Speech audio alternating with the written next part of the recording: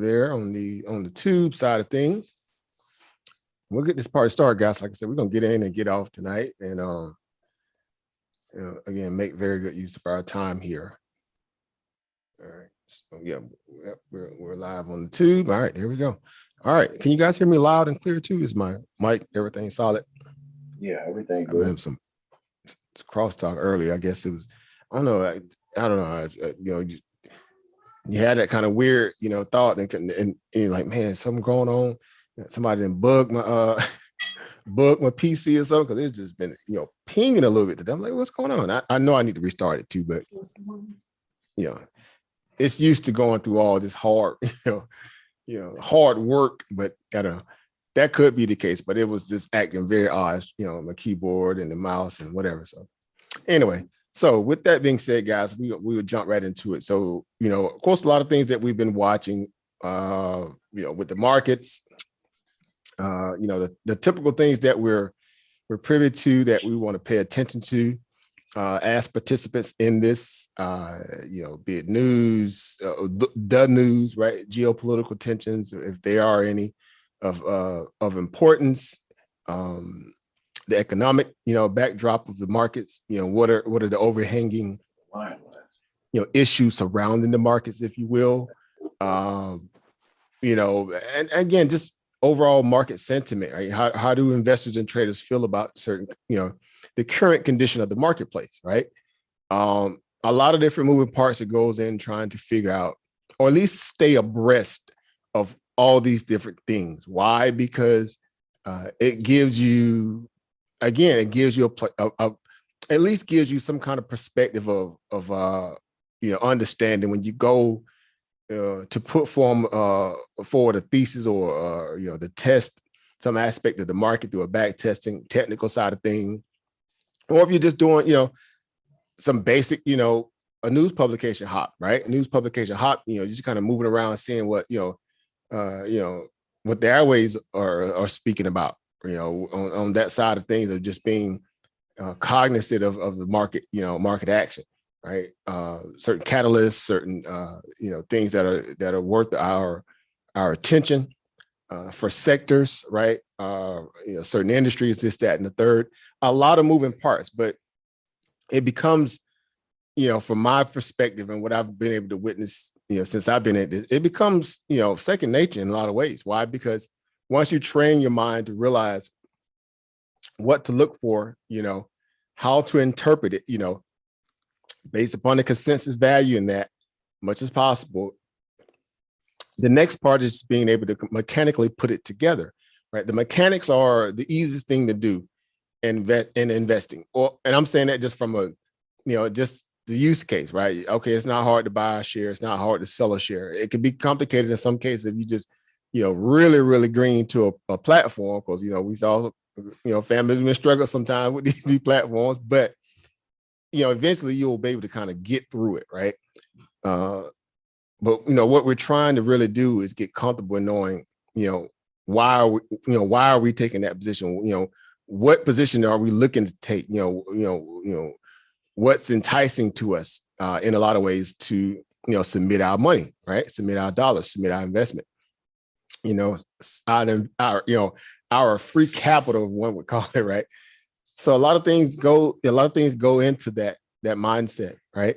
And, I think right now, just kind of watching the market go through its going through its ebb and flows, right? It's going through its peak to trough. It's going through its motion, if one would say. It's caught up in churn. It's caught up in, wanting to stay relevant. That's what markets do. Again, they love climbing the wall of worry. They love trying to price in, whatever the world could throw at it in a way where they feel like money is the answer to all their problems. Yeah, where have we heard that before, right? Like in a lot of different places, right? Right. Money to them, it eliminates a lot of their problems in their mind, right? Now, we're gainfully employed in these markets for the same reason, to be able to, buck a lot of the conventional wisdom and worry that most people may deal with on a day-to-day basis. And we're, we're of the mindset that, okay, these things will work themselves out, right? The market will be able to fix its own problems, right? As the true nature of markets is that what, as they say, if the free markets are operating, organically, then it'll weed out the bad actors or the fakers, and the strong will survive, right? Those who are running a good business, right? Have a really solid business model, one would say, right? So right now, again, what we've been, seeing a lot of people, do in terms of their money, they're rotating obviously between the growth and value plays. Of late, the momentum stocks have came back alive. Of course, as you see on the screen, we have GameStop highlighted here, and this is the part of the market where everybody's getting their cycle through the system one more good time, right? It's almost like back testing the euphoria of what we witnessed out of 2020 into 2021, now into 2022. We're back testing through all that kind of, euphoria, the weirdness, the illogical, the delusions, where people put money in the places where it just made no sense, fundamentally, at least in that perspective, right? You want your money to have a solid backing and why you're putting it there. What's your reason for putting it there? If you can't really get through those things comfortably without feeling like, this is sketchy, then chances are it's sketchy, right? So here we are today, just using that same kind of model to figure out where we should all be, at least looking in terms of places where we should be looking to find opportunity, right? To seek that kind of alpha that's going to be comfortable, at least for the most part, and dealing with a slower economic backdrop. Lower GDP, inflation starting to really prove that it's going to be here longer than what they're initially planned for it to be. That's before you get it, start throwing in all the other issues in terms of now you got another wall of worry candidate now in food shortage. Why? Because a lot of these major purveyors out here, these growers or farmers, these countries who are now in an entanglement, right? We use that word, right? Shout out to Will Smith and Jada.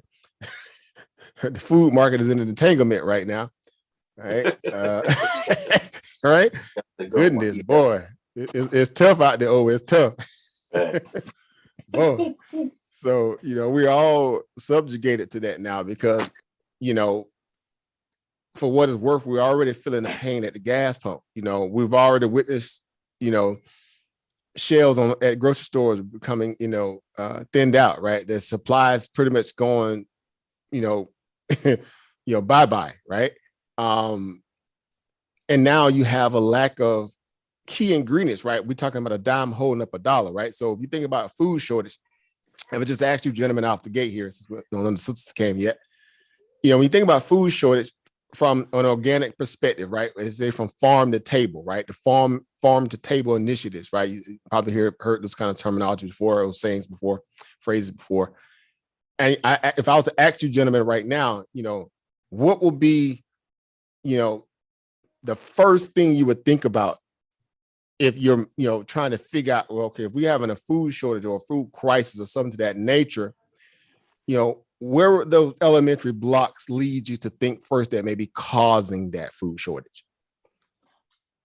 And we'll just say it from the farm side, right? So that we have a little descriptive value to that. What would you guys say to that? What would be the cause or the lack or the, the disruption within that? What would be some of the things you would think about that would cause that?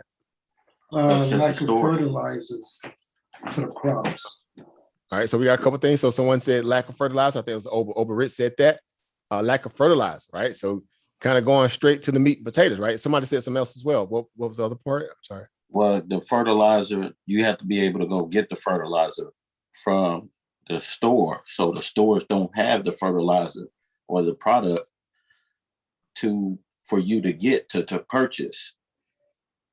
So massive shortage, from the ideal of having the resource that's needed, be it seed, be it, in this case, you gentlemen, obviously hit the nail on the head, right? Fertilizer, right? There's a lack of fertilizer. If there's a lack of fertilizer, there's a lack of, nitrogen, which is needed, obviously, to produce a solid mineral base, or be it synthetic or whatever, all right, coming from the, organic to GMO side of things. but nonetheless, that fertilizer is needed. Why? Because it obviously is like an energy drink to the soil, right? That's being depleted literally, cycle after cycle, right? The earth is not replenishing itself. And some of the areas, if you're in an area where you are heavy, farmland manufacturing perspective, or I say producer environment, you may have to supplement that what you can't, turn over in your own land from, a source from another place, right? In this case, of course, we connecting the dots. It's not hard to see where we're going with this. The massive issue with food shortages is that you have to have the building blocks to be able to produce the food, right? And if you're thinking like an investor, these are things that's going to come to your mind out the gate. You're not going to be thinking about, what is it, lack of farmers, right? Like people who don't understand, there's no swipe against them, but they might, was it lack of farmers? Did the crop just go bad? They'll start naming some of those kind of, back end things. They're not thinking about what may be happening in the front end of things, right? Because you're thinking like an executive, right? Your mindset is always programmed to think like an executive. If you're troubleshooting your business every day or your business model, again, the things that you're looking to make sure they don't become major problems, like, as they say, a brush fire should not turn into a forest fire. You have good management, right? You should be able to nip those things in the bud instantly, put that out, get things, again, situated where you don't necessarily have a lot of loss, right? Liability, unwarranted liability that slows up the cog. I mean, the machine should say, right? A bad cog, so to speak. So you're gonna start thinking like an executive. What are the things that may be affecting my market right now, affecting my business model? And we're gonna focus on those things and fix that right away. And in the case of food shortage, right? Can you magically just incubate food overnight? No. Right?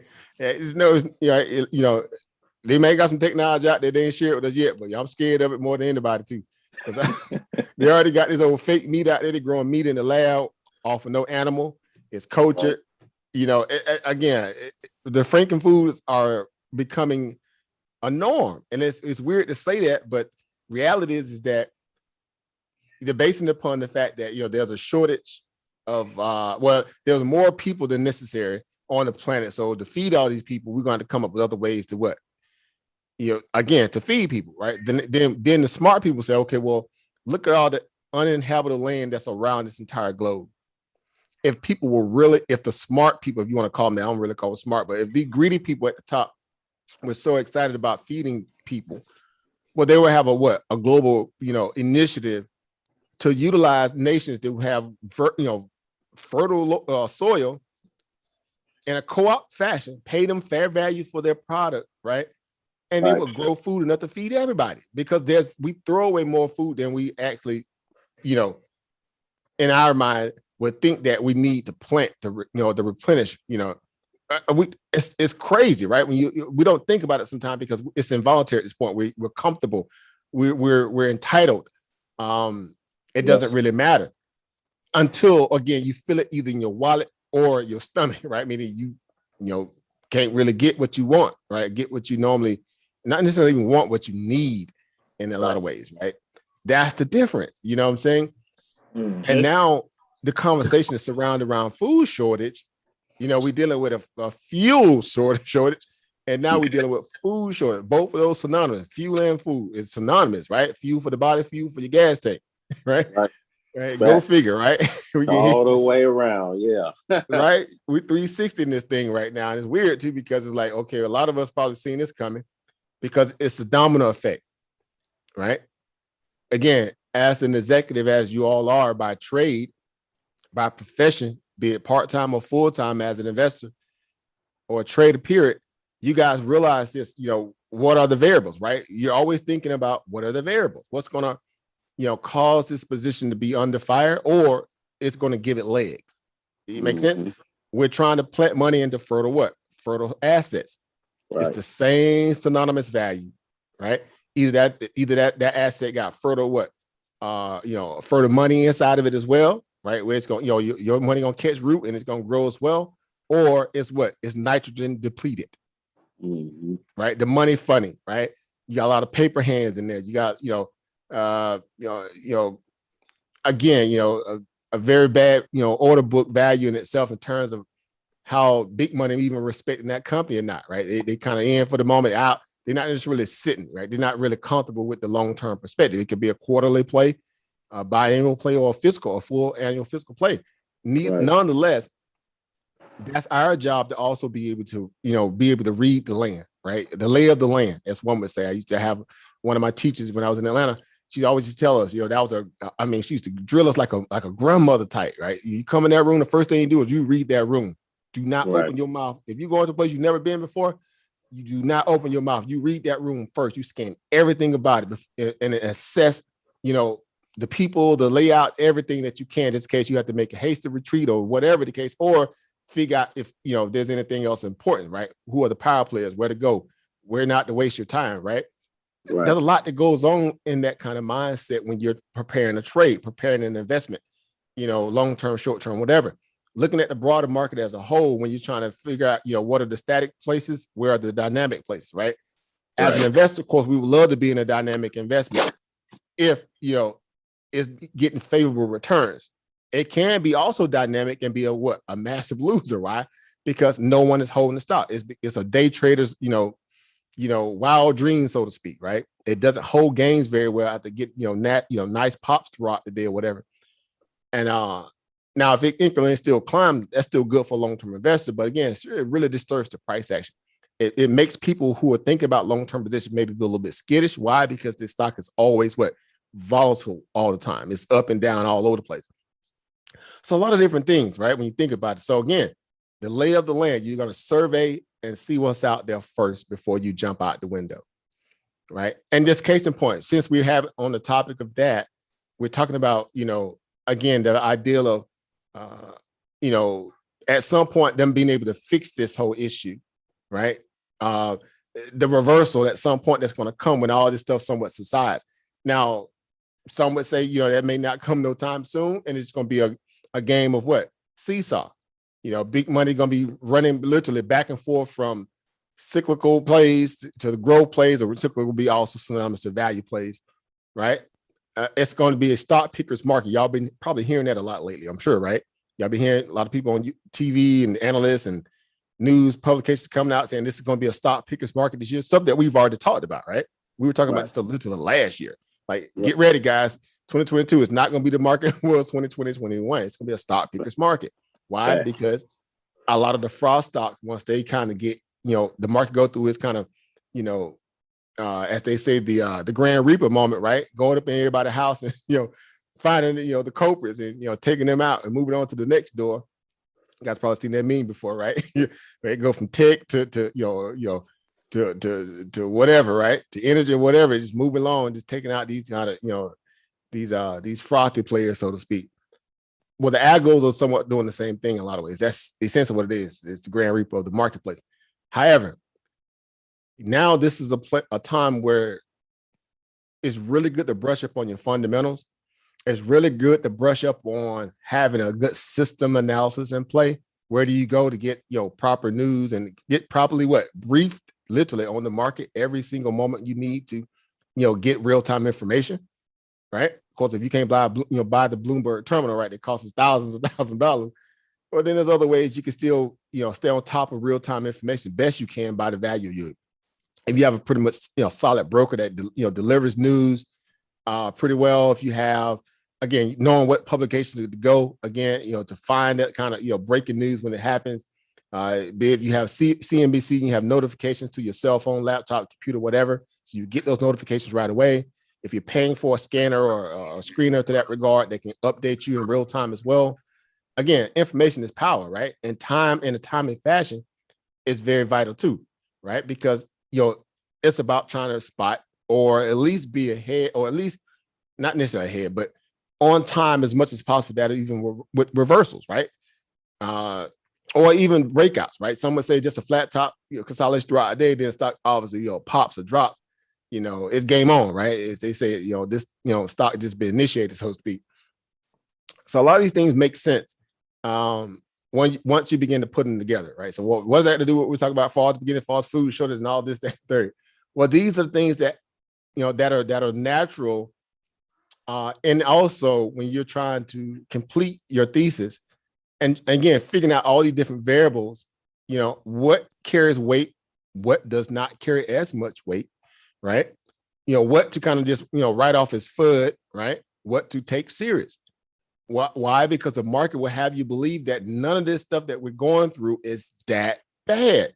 You hear it all the time on CNBC, right? Of course, they're being, again, quote unquote, paid to always sell a good story to the American people, because the majority of the people they bring on there have clients, right? They depend on these investment houses, these fund managers to again convince them that their money is safe and secure in the hands of what these fund houses. But granted, when these people are making major plays into the marketplace, they're using what? Their clients' money, not their own, right? Now, granted, if they've been able to, do well by these people, turn them a profit, turn them a return on investment, return on equity, whatever, then that's great. But a lot of it is going to be stemming from them really stretching the boundaries of the marketplace organically. Why? Because we already know, guys, the soil right now surrounding the stock market is very nitrogen depleted. Yep. But y'all agree with that? Absolutely. Right? Or do you guys feel like the market is still very fertile right now? I mean, it doesn't really matter where you go. There's a buy opportunity at any aspect of this of the industries or the indices themselves. Right? It's on shaky ground, man. It's a little shaky. Yeah. Right. And not that you can't make money in it too, because again, we're being taught and literally programmed, because you got to program yourself, right? And brainwash yourself to realize that when it's risk on, it's risk on. Whether you hate, like, love it, or indifferent to the aspect of the market. Now, you don't have to, of course. That's the sweetest thing about this. You're not forced to take positions just because, the market may be acting very nutty right now and delusional and just buying, irrespective to what's really going on a macro level, right?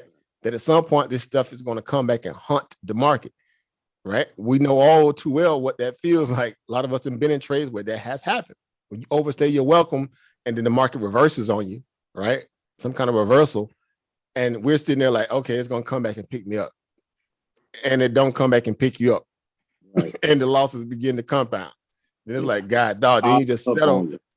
Say again, over? They just pile up on you after that, boy. Man, I'm about to pile up. Boy, old school back in the football days, hitting the bottom of the pile, but just pile up. Yeah. But God, dog, bro, here they come. Yeah. It can feel like that, in a trade sometimes, right? But see, that's different. If you're trading, then you should already be more comfortable in knowing that you're dealing with literally dynamite, a dynamite stick in your hand, right? And it's a short fuse on top of that dynamite stick. And you're just trying to, hold it as long as you can before you have to let go of that thing, right? And it's like one of those challenging scenarios, like back in the days you watched the Fear, or they call Fear, one of them shows back in the days. Like, how long can you last before you have to you give in?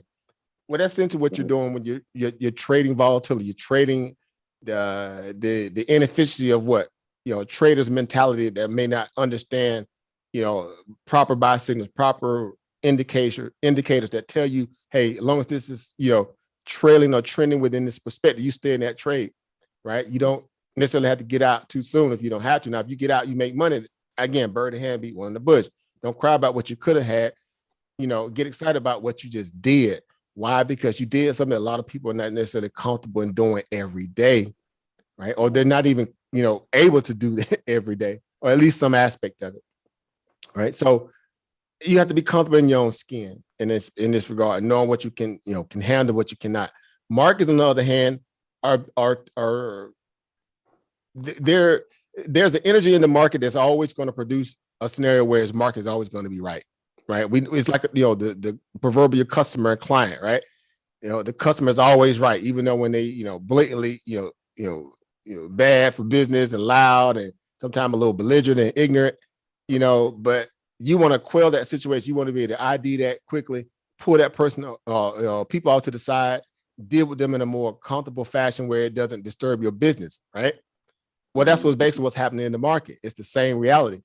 And these different variables like food shortage now, which is a nasty conversation piece to have now, to add to the wall of worry when we were already dealing with fuel, So in came the idea of, let's try to save the fuel market today. Now they waited all the way until today to make that move.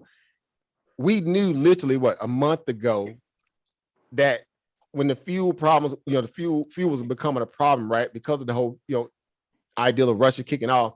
These people really thought that they were going to either shame Putin into stopping his, his operation.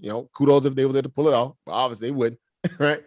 Right. So they can try to figure out, how we can get things back in order, at least to the regard where, it doesn't destabilize all the so-called contributor partners that, make up our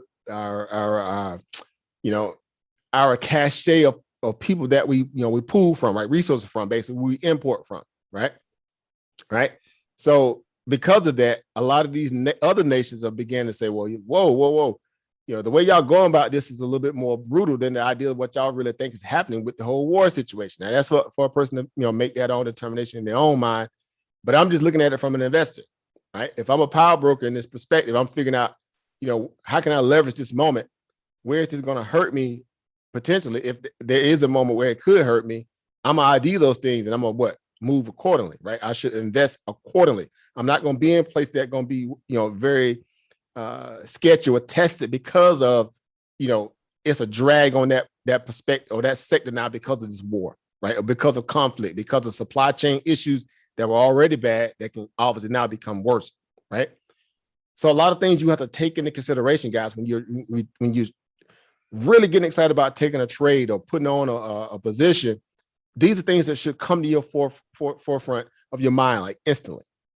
Should not even think twice about, questioning whether or not this seems to make sense once you realize, essentially what's going on in the broader market, right?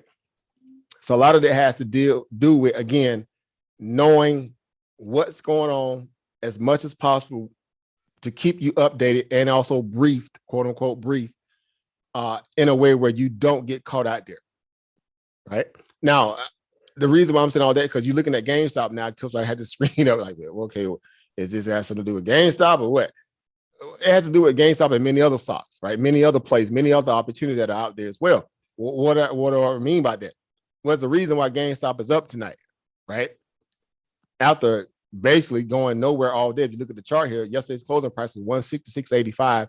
The market pretty much, watching GameStop, they was down for the most part, underneath that slightly, not a whole lot, but it was down, at least about 4 or 5 points. And then it rallied back, near that closing price of yesterday, got above it, pulled back into it before the close.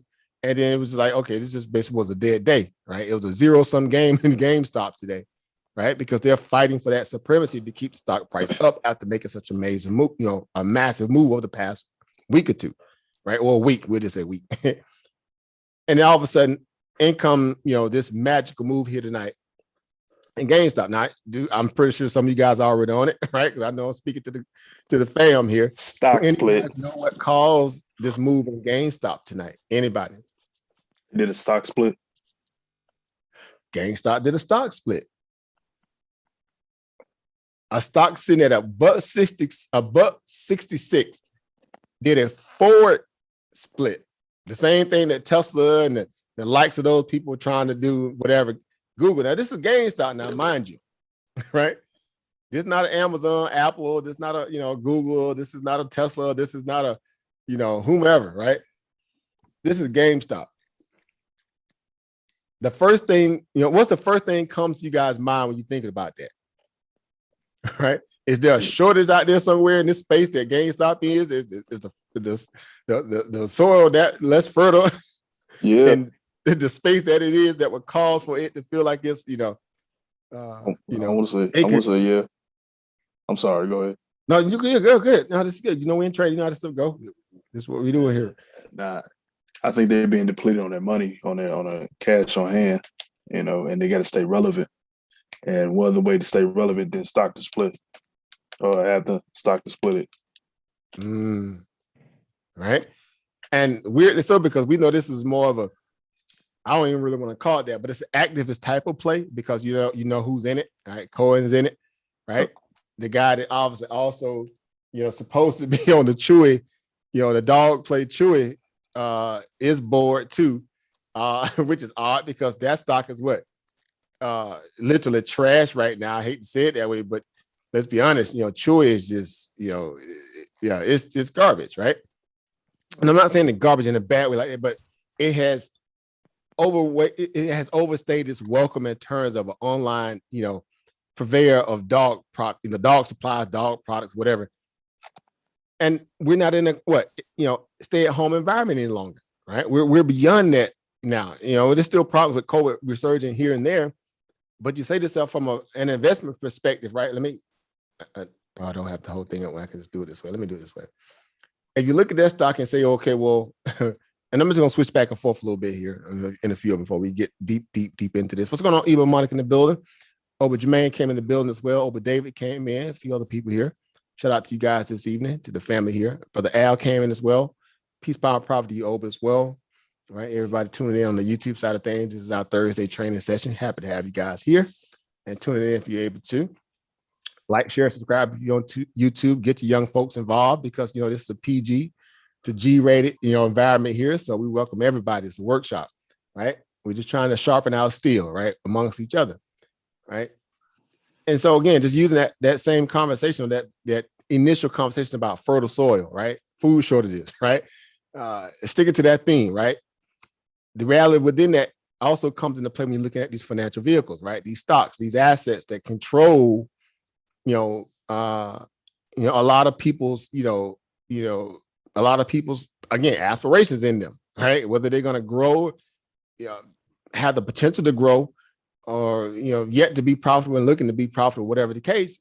At some point these companies are going to have to put up a shut up, right? Why? Because we're not in a free fall environment any longer, where you could just throw anything at the stock market and it's going to stick for the most part, because the feds are accommodated, right? We've been hearing that word like so much. It's just like we're like sick of hearing it. Like, what do you mean accommodated, brother? What is that? Yeah, the feds is just, really have made a massive mess in the marketplace right now. Why? Because they went on a kind of lay down spree of controlling the marketplace in a way where now a lot of investors got comfortable with the funny money, the free money, the helicopter money. And now that they have to stand on their own, they're figuring out now that the soil that they were investing in is not as fertile as they once thought. Right. It's lacking nitrogen, it's lacking oxygen, it's lacking brain cells, it's lacking money.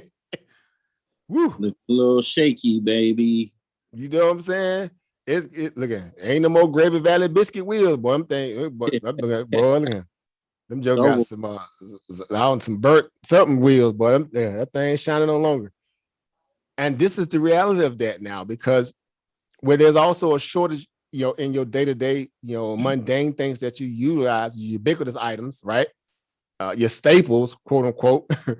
A lot of these, niche markets, right? They still, niche markets don't necessarily mean that they're like a boutique. They just mean that they're specific for the value of what they offer the global marketplace. They may control a big market cap value within it. It's still a niche product. Why? Because it's only use cases that what it's designed for. It doesn't have the vertical integration or the level of expansion like of Amazon, right? Or Apple or many of these other companies that can virtual into other industries and make money, right?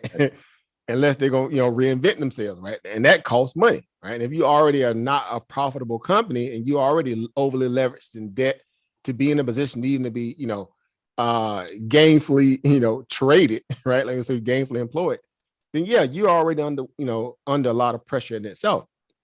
So again, just case in point, using that as a conversation piece here, just looking at the data chart here on Chewy, just, moving around a little bit and figuring out, what would that look like if you are an investor, where are the place that, have proven to be fertile, right? Have fertile soil, right? Beyond the one-off events that we witnessed tonight with GameStop, we'll get back to that. But look at it, Chewy at its pinnacle moment went up as high as almost $1.20. Mind you, that happened from a short order, time span? Short order, y'all know, if y'all probably heard short order for you go to short order grill, you're gonna get you something cute, cook real fast and you're on your way, a hot dog quickly, right? $20 here from 20, right?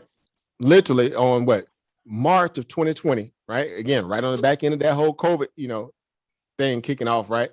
Helicopter money coming in, It ran from 20, from basically $23 all the way hit its peak around about $1.20, literally a month before its 1 year anniversary before it took off.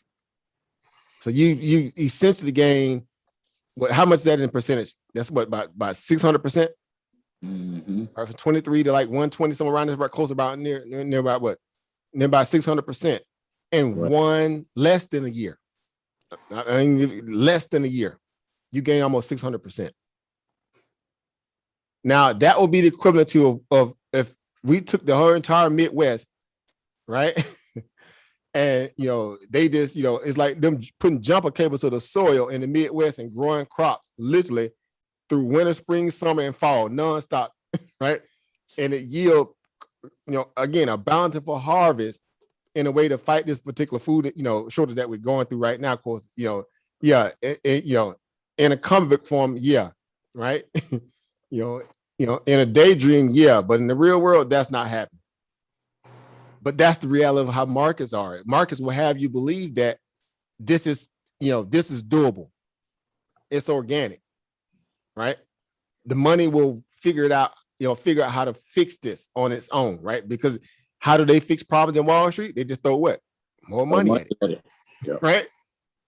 No real, think tank brainchild type of conversations, really bringing in people who are specialized in these industries. Again, you got investment bankers sitting on the board of science and technology companies.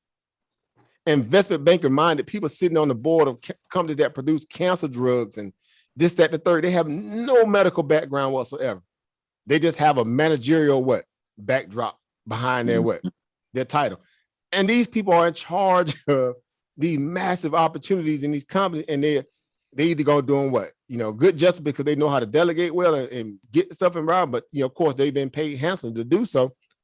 But nonetheless, if these companies are already struggling and not necessarily profitable, they're digging into the money that's needed in order to keep the soil fertile for these companies so they can really grow exponentially well and in a timely fashion, to the tune where they're going to slow their growth. Why? Because they're taking in too much income, too many executive bonuses, taken away from the ideal of the shareholder really being able to, the little guy, so to speak, benefit off this great technology.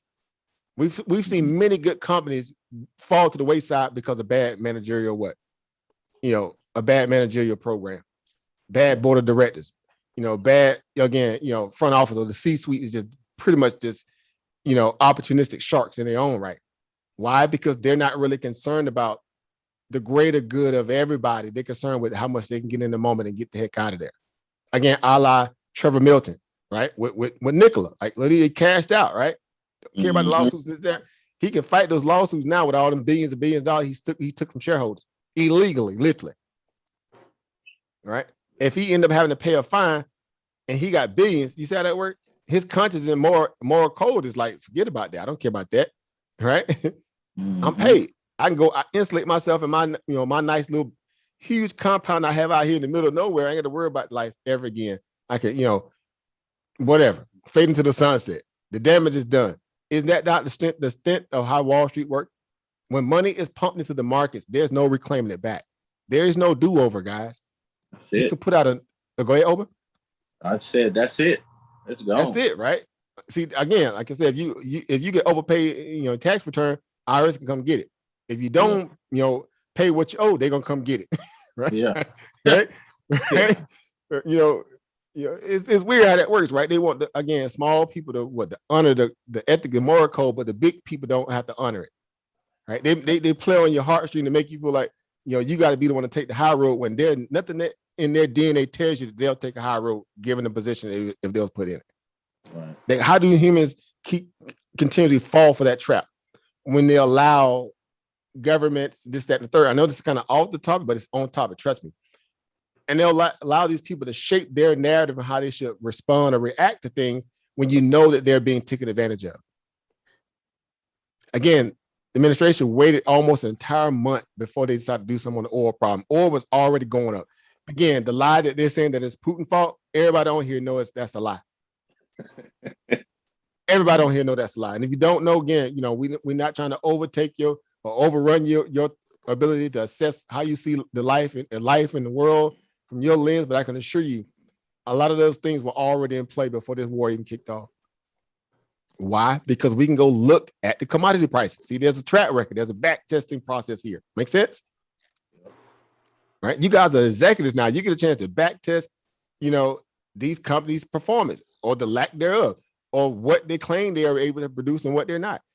How to, again, challenge those people who are supposed to be the major big ballers in this space, these analysts and this, that, the third, when they're putting out these kind of price targets and hiking stuff.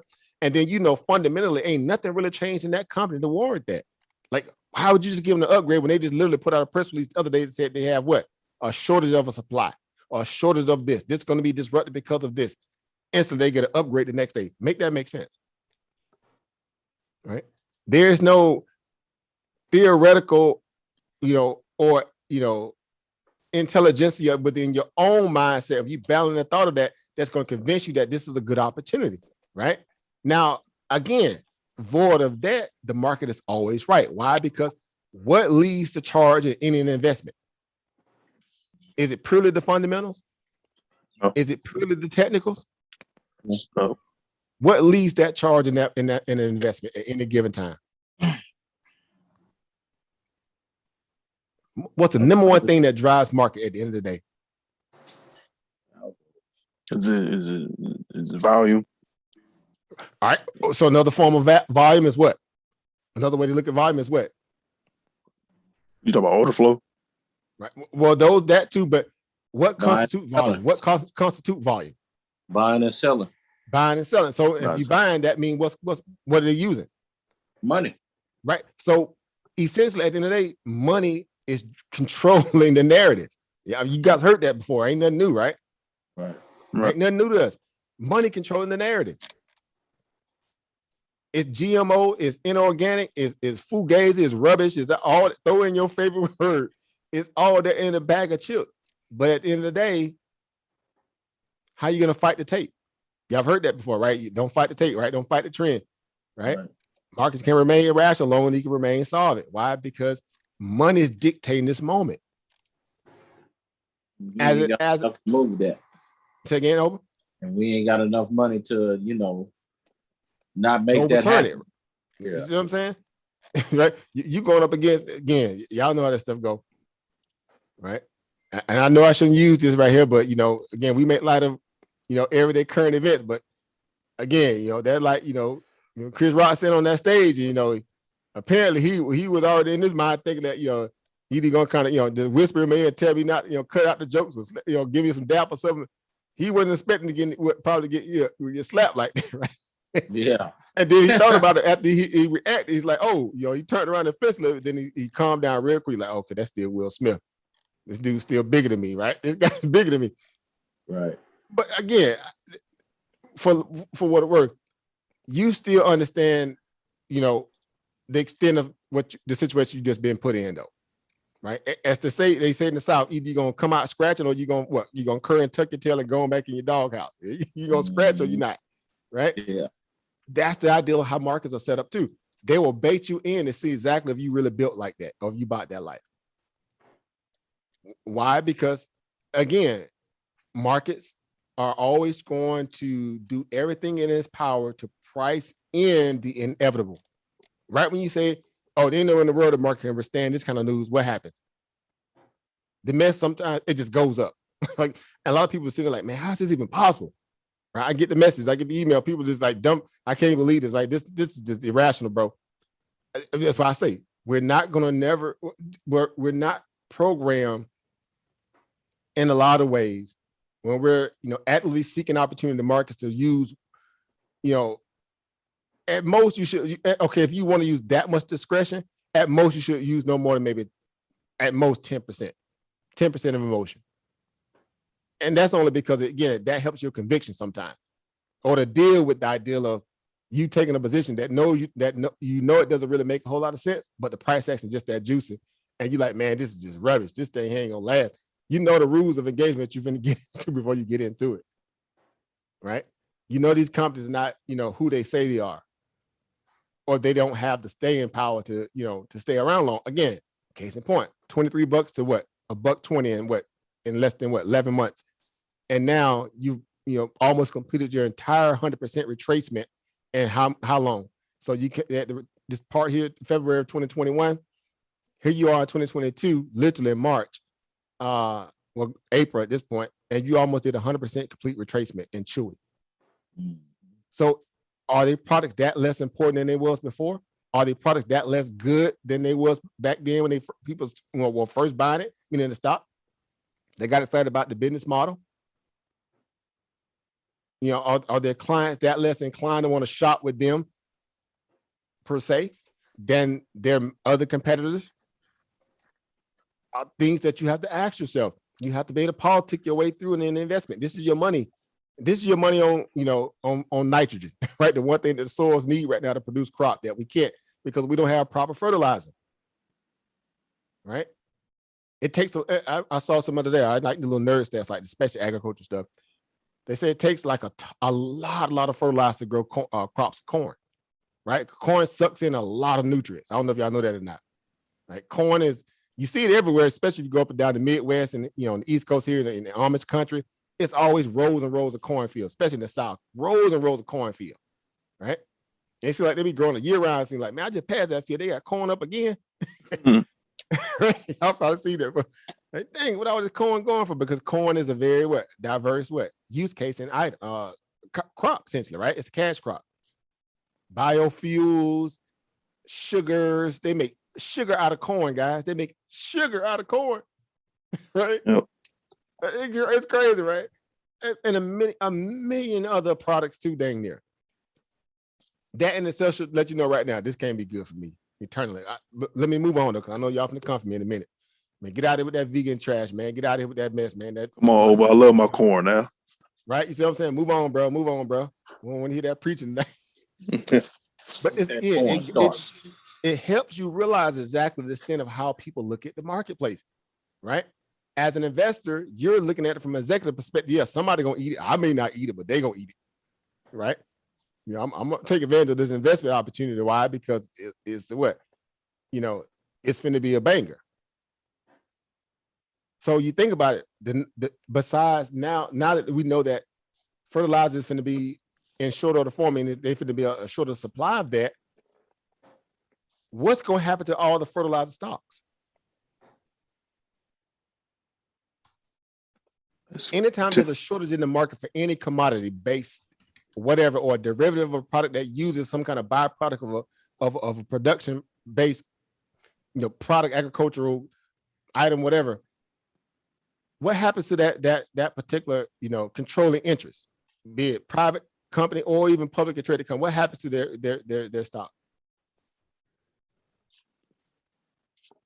When there's a lack in the markets or a shortage in the global markets, what happens to those countries or those companies that are now in demand for their product? Stock goes up. Stock typically goes up. Now, is that debatable, or is that something that's, it's a one-off event? It could happen. Is it more probable than not? Yes, supply and demand. Supply and demand, old school with it. See, there you go. You think like an executive. This is how you have to produce, that kind of level of investment, thesis in your head. Again, you just bouncing things off your head before you can put it to paper or put it to a chart or put it to some research methodology when you're going through the different publications, checking the news, seeing what, what the numbers are. You're kind of back testing the idea of that against other sources. Initially, at the top of your head, you kind of already know this is going to be problematic. Why? Because wherever there is a lack of what? A lack of supply and more demand, that drives the price of what? The scarcity. It's been happening since time immemorial. Look, okay, y'all got fish. Guess what? Everybody in the community loves fried fish. I got grease. If I take my grease and leave, what's gonna happen? You roasting fish. You roasting fish. You like bacon fish. Bacon fish. Man, that whole system finna go through withdrawal, man. Ain't that like that old fried fish, man? We can't eat no fried fish. We gotta bake it, boil it, and bake it, and leave it in the sun, let it rot, whatever. The price for your grease will be high demand. So the price will go up. Even if there's not necessarily, even if my supply hasn't changed for what I have in inventory at this moment, me personally, I now get to what? The Price demand, myself to perfection. yeah, Increase the price because the demand in terms of, y'all heard this say before, people always seek out things that they know they can potentially have the most, or that they want the most. The more you make it hard for them to have it, the more they try to go after it. It's a human, I don't want to call it but it's essentially what it is though, right? It's a human flaw. A lot of that has to do with control though. It has to do with discipline. A lot of the things that we've dealt with at some point of our lives had to do with us what? Getting hit, hit across the head a couple of times, doing the same thing over and over, expecting a different result. Eventually you got a chance to get your emotions in check and say, this just not gonna happen. This dog in the hunt. Why am I continuing to keep falling for this trap? That's a sign of maturity, right? Well, if you're an investor, you have to start thinking like that too. If you keep taking bad trades based upon bad publication, bad news, bad research methodology, bad discipline, chasing, doing all this kind of stuff, thinking you know more than the market is going to present to you in any moment, if you ain't able to adjust, then guess what's going to happen? You're going to be on that perpetual wheel of what? Of no results. One successful win does not make you a what? A profitable trader. One successful, good, solid, maybe a quarterly based investment that you put on does not necessarily make you a what? A good long-term investor. Because now you have to be able to duplicate that. Why? Because your decision making that you're embarking on every day has to be relative to really good what? Sound and fundamental what? Analysis. Why? Because you're not going to cloud your mind with what? Emotional things, distractions, again, insanity, your value closet. Now, even though markets may be going through an insanity move, and you're like, well, this shouldn't be happening. But in the day, we're still governed by those same laws. What are the rules of engagement? Say when the price action picks up, you do what? If you want to, you can. If you do, you don't have to, but there's opportunity there.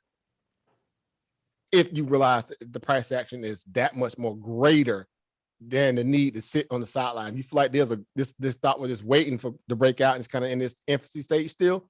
Yeah, this might be a good opportunity. Case in point, Sister Monica got in the nice little trade the other day, right? She posted it for the family, right? She was able to capture what was that? Robinhood, right? Robinhood got some news the other day, right? What was that news, guys? Anybody remember what was that news? Anybody? What was the news on Robinhood? It came out today. About a day and a half ago, or a day, really, a day. But we just said a day and a half. What was the news on Robinhood? Somebody give me that research methodology real quick. Y'all should be able to put that up like instantly. Y'all should know where to go to find that news. Y'all shouldn't have to struggle to get it. First one to get it, holler. This is back in the old school. First one hit, Batman hit my hand. Isn't there harm in the retirement plans? Somebody talking, right? But your mic is not clear. Say again. Who's that? The only thing that I know about that came out recently was the debit card with incentives to invest more. All right. So you got an investment card, right? Anybody else got something? Anybody else? This news just came out a day and a half ago, literally. That's what called Robinhood to catch a bid. Anybody? Where would you go to find that information? Where would you go to look for that information at? Oh, how would you places? Yahoo Finance. Right. So Yahoo Finance. So y'all naming some publication now. So publication. Oh, Robinhood. Oh, see, there it is.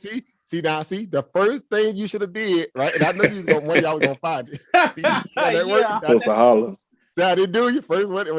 Hit dog holler first, right? Oh, right? Shoot. Right in front of your face. Adds 4 additional hours to extended trading for clients. Like y'all should have knew that off the gate. And the reason why I'm saying it because I know Sister Monica traded now. She might have traded on a technical thing, and she wasn't necessarily wrong either. But even if she knew the whole full story or not, she still was able to utilize at least an aspect of understanding the price action, moving averages, and things of that nature. I wouldn't have got out so early. That comes with the process too, right? It's all about knowing what are all the things that I have to do I have to put on the table? right? What are the things that need to go on the table before I take this, take this trade or make an investment or buy into this business model, buy into this business plan? You can't go into any business plan, and your emotions lead you into that perspective. Now we know on principle, we know people, you will hope people do right by your business. That should be already prerequisite though. If you have to ask yourself whether this person good or not to be in business with you or not before you go into it, chances are they're not. Because your spidey senses already kind of told you that, right? It's the same for an investment. It's the same for investment. And the great thing about this, guess what? You don't have to worry. A bird hand beat one in the bush, and a bird and a bird saved than putting him out there better than him getting shot, right? Mm-hmm. Make sense? There's gonna be other opportunities. Is my point. You may think you're losing the opportunity or missing the opportunity, and you'll get caught in your mindset and thinking, "Oh man, I was saving that bacon." Y'all know it's my favorite little saying. I was saving that bacon, Will Smith style, right? There go Will Smith again. Right. I was saving that bacon, right? So they came up in my house and fried my bacon. Now they passed me up, but they didn't fry my bacon. I was saving that bacon for a moment. But there's always going to be other opportunities out there. Right. Make sense? You don't have to prove nothing to the market, guys. That's the greatest thing about this. You don't have nothing to prove to the markets. The markets have to prove to you that that it's going to earn your investment or your investment money. You have to take that approach that you're the executive in the room. Bump all these people that sit on the C-suite, all the board of directors, CFO, COO, bump all those jokers, right? Yeah. They already hooking and booking and crooking. Why? Because they coming in at par value, getting, they got inalienable rights, right? Voting rights and this, and they get, stock options, a party bonus and packages. So they need participants to move the stock in order for them to cash out, right? Their goal is to court investors, to court, people who manage their book, right? They're trying to go ahead. Somebody say something. I just woke up. Somebody mic open. Somebody mic open. You text me. That's Brother D. I got it. All right. So yeah. So in this moment, again, that comes with knowing, all these different things. So in a way, when you're moving, right, you're moving on the best source of information. You're moving because you know where to go, how to source, how to interpret, the information on the data based on what you're learning to figure out whether or not this is a good investment or not, right? Again, if this stock is fertile in this moment or not, right? If you look at, again, this on the hourly chart here, just hypothetically. Now, let's go to the daily here. All right. You guys see my screen? It's not showing. I forgot. I'm on Zoom and not the doggone StreamYard. All right, so here we go. If you're looking at this here, just really quickly here, right? If we're looking at Robinhood here, we're talking about fertile soil here. We're talking about publications, right? We're talking about reversal pattern. We'll get to the reversal part too, right? That's the back end of this. But this is the front portion of that. This is the, the meat, right? Right? Before we get to the potatoes, right? The meat potatoes. You're looking at this and saying, okay, man, this stock here, boy, this right here, boy, this here right here, but my West Coast voice, this right here, man, that looks a mess. Right hot here, mess. This right here, This right here, cuz. This right here, cuz. But you're talking about in y'all favorite West Coast voice, but y'all best West Coast voice. Right?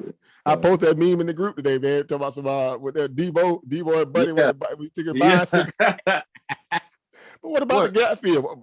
Gap field. What you mean gap field? Fed Debo, fed straight Debo. Boy, tell me that. This is the reality of that. Again, you gotta, as odd as it sounds, you gotta err on the side of what? Of Debo in this moment. Because they control all the way. They control the rules until something changes that. Right? Until something changes that. So you say to yourself, okay, man, this stock here was just left for dead. It opened up on the IPO there around 30 some odd bucks, went up and hit a high of nearly 90. Since then, again, we talking about August of 2021, guys. Here it is, August of 2021. Not even about 7 or 8 months here, about 7, 8 months, somewhere around there. You not only did you retrace your entire move and turn your IPO price, that's why you hit the consolidation right here. right at around this $34 area, around about November, literally from August to November, right? You're talking literally what, 3 months, 2-3 months. You know, you did 100% retracement of your blow off top, if you want to call it that, euphoria of a stock going public, right? Everybody knew Robinhood had controversy before it even went public because of the whole issue surrounding, you know, GameStop, AMC. Again, no, it was so crazy. GameStop and the AMC news made it all the way to public, you know, what they call public local news channels. We're not talking about mainstream people who cover your market analysis just or the big bro. It made it to local channels. They had people like on, you know, WKRPS, you know, Little Wig, you know, South Carolina. They were talking about GameStop, AMC, right? It had that kind of level of what presence because of what had happened. Why? Because for once, not like this first time, but the little man was able to make a ton of money, right? And you know, Robinhood kind of being in the midst of all that because it was a, you know, purveyor that caused a lot of that to happen because a lot of investors use that public or that site, that this you know, this brokerage account to get into those trades. And then it turned around and did them dirty. Why? Because it turned out to be that what Robinhood was selling its order flow to a controlling interest that made the whole entire aspect of traders using Robinhood. It was almost like what they call patient client privilege. It got revoked. They were selling people up the stream without a paddle. So that way, the market maker in this case was Citadel, right? Citadel, and I forgot the other company that also they sell, but Citadel was a major, you know, market maker literally on the planet. They are like the premier market maker on the planet, Citadel, right? They were just hedging against all these retail traders. Like where a lot of people saw trying to run a type of day trader stock, right? Because they might have Discord room, spoke about it, whatever. Citadel will take a big position against that stock and kill it. And wipe out all those people with options, wipe out the little, you know, they of course cause them to capitulate and sell their position. I mean, you could make it just completely seem like it was unethical. It seems almost like literally legal. Like this is a mob rule kind of brokerage kind of client reality here. And Robinhood knew what was going on and they downplayed it. Now, the end result was that, guess what? In their mind, that we're going to punish the stock for that, right? We're going to make them feel like, you know, the stock is, you know, because of that, this is them punishing the stock that punished them for their opportunity to make even more money on the Robinhood GameStop scenario. So the stock basically came all the way down. It hit its 100% retracement by November. From there, it came down another additional 100% to where it's selling at now, around about $13 a share, right? And we just talking about from peak to trough, right? The ideal of peak to trough. Let me get my little pen out. I should be here. I already had this up. Let me get my ink pen out, right? We're talking peak to trough here, guys. Peak to trough, right? Couldn't make this stuff up. Now, of course, it's down a lot, you know, more from peak to trough, right? You're talking about from $90, basically, $85 down to 14 or $13. Y'all can do the math on that, right? That's some several 100%, right? In losses. Well, how many people y'all think were buying up here in the 70s? How many people y'all think were buying up in the 80s? Chasing it. Mm-hmm. A lot of people was. Right? Straight chasing, caught up in the moment, emotional, right? It's Robinhood, bro, right? Again, not understanding that when something becomes overextended or, you know, irrational, whatever, however, the reality within that, you know, you have to have a threshold, you have to have a stopping point, you have to have a exit strategy, as one would say. You got to know when the soil becomes depleted of all the nitrogen, right? Because the same way, we deal with a food shortage now. It's the same thing happening in these stocks, right? You can have a drought season, and you'll like the company for its products or its use case or its service, but that necessarily doesn't translate to a good investment. Right. Again, you're making a business deal with people that you haven't met personally. Of course, these CEOs, COOs, and marketing team guys, all these people that, you know, make up the company. You're thinking that, okay, from a fiduciary responsibility perspective of what they're there to do and growing shareholders' money, you would hope that they have your best interest in mind. Why? Because it would think that their money is also wrapped into this. But again, keep in mind, they're getting shares gifted to them. A lot of this stuff is already playing with what they call house money, pre-investment money, right? So a lot of it has to do with, okay, and we let the retail money kind of give us our meteoric rise, for whatever reason, and wherever we settle at some point, if we can run a tight ship and keep everybody, excited about our company, then at some point, from the profits that we're making from gifted shares as insiders, then we'll start adding some of that money back into it, right? Back into the company, right? Recyclement, so to speak. Same way they do like when they do on a buyback. Reason why I'm making that point is why? Because if you come to where we are today, of course, in Robinhood, just on GP here, we're talking about reversals, right? Using the market to kind of give you the signals on what's going on, publication, of course, the news, like, when I ask that question, what caused Robinhood to break out, right? Wherever you go to get your news, right? It needs to be credible. In most cases, the investment community puts out pretty decent news. Now you can back test whether or not it's been embellished or not. That ain't hard, right? But for the most part, you should be able to find information on these companies right away, especially if they put out a press release. Why? Because it goes strictly to their website.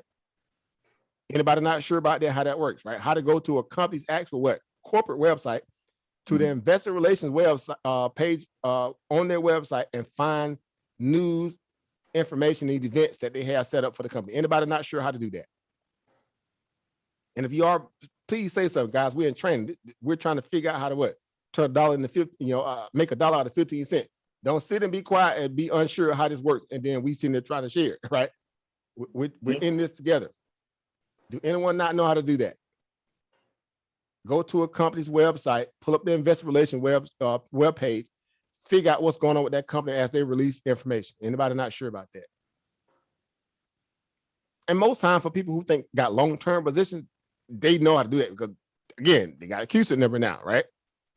You've been in the stock long enough to get your QSIP number. That means you're legally licensed, a legally licensed shareholder by that QSIP number. It's attached to your social security number, everything. You can leave the earth tomorrow, forbid that ever happens. But guess what? That stock, long as that position ain't closed, it still have the ability to make money. And your heirs, or whoever you leave behind, now can take control of the interest of that. Whoever is survivor, or whoever is the the person controlling your affairs at that point. Right. Right. So again, it's unlike you got you left a little you lubed on, you left your little favorite little Al Green 8-track collection, right? Everybody in the house fighting over let me get that Al Green collection, man. Look at you can't get it all, brother. I want this one here now, right? But once it divvied up, it is what it is. It's a sentimental value, right? If it don't have a relic perspective where you can sell it, resell it if that's the case. But you get my point. You want to have interest accruing assets that still have the ability to grow even when if you leave here tomorrow, it's still making your progeny money. That's what this is about. This is, again, for what it is, hate, like, love it, indifferent to it, a solid investment thesis or a solid investing perspective in a company that's really good, a solid in what they do. That's a sign of fertile soil. Well into the future. People come in and out these stocks all the time. Yet their business model, what they're presenting for the world, a better mousetrap as a business or product or whatever, it keeps people excited about their growth. Again, a la Apple, a la Amazon, a la Google, a la Tesla, a la Microsoft, all the companies that y'all guys know that you utilize a product at some point in your life. You ask yourself a very simple question. Given the opportunity, if you had your parents, if you could just, go back in a time machine, tell your parents, hey, for my first birthday, buy me shares of stock. For my second birthday, buy me shares of stock. For my fifth birthday, buy me shares of stock, et cetera, et cetera, et cetera. Would many of you guys do that? Or would y'all rather get the trucks or the video games? I'm just asking for a friend. You want them shares now, right? Looking back in hindsight, right? Anybody unsure about that? Anybody to say, what you want, the video game, you want the Tonka truck, or you want the shares of a company? I was sharing with a few friends on another live stream about Amazon and preparing to split the 20-1. And someone in the chat was like, hey Mo, I got Amazon, when I was graduating from high school, I took my graduation money and I bought 250 shares. The stock was $20 at the time. And my brother bought a car and they thought I was crazy. And she's like, and to this day, she said, I'll be looking at him sideways, like, you wish you would have got that Amazon stock Right. back then. Could you imagine? Right. Again, you're talking about, opportunity and the value of growth. Now, again, granted, most people don't understand the extent of a lot of, I should say the gravity of what an investment can do for you and your money, void if you feel like you have to micromanage it every single day. If you just know that you're investing in something that has the propensity of, of linear growth because of what it is, or at least the ideal of the business model in itself is very attractive. Why? Because it's getting use case in the real, and you see that there's a need for this level of expansion potential that can come from it, because there's also a lot of wishful thinking in investment too. Granted, it is some wishful thinking that comes on with an investment. It is. I'll be the first one to tell you that it ain't always X's and O's. It is a little wishful thinking too, because you still got to hope that these companies, that the board, the management, this, that, the third, the C-suite, whomever, they're gonna do their part to make sure they grow that company. Right. They want to be competitive, right? There's like you getting on a team that got a all-star quarterback, all-star running back, all-star receivers, right? And if you're a lineman, now your position is just what? To help me. You to help. You're literally to help, right? You ain't running the ball, you ain't throwing the ball, you got you had one job to do, one job. Look, little Ray, you got one job. Ray somewhere all in the cloud. He thinking about a little blue thing. He can't even focus right now. Yeah. But that defensive end, somebody just clean the clock every play line up, going through Ray. Yeah, that's tough, boy. He can't even get right. Yeah. This is the reality within that. Okay, who was a quarterback of Amazon? Well, of course, it used to be, Bezos. He still is, because he's still a brand, even though they got a new CEO. But you're putting your money into the ideal of what? His aspirations. Mm-hmm. Right? His ability to achieve the unachievable, right? Or whatever, unachievable, whatever, inachievable, right?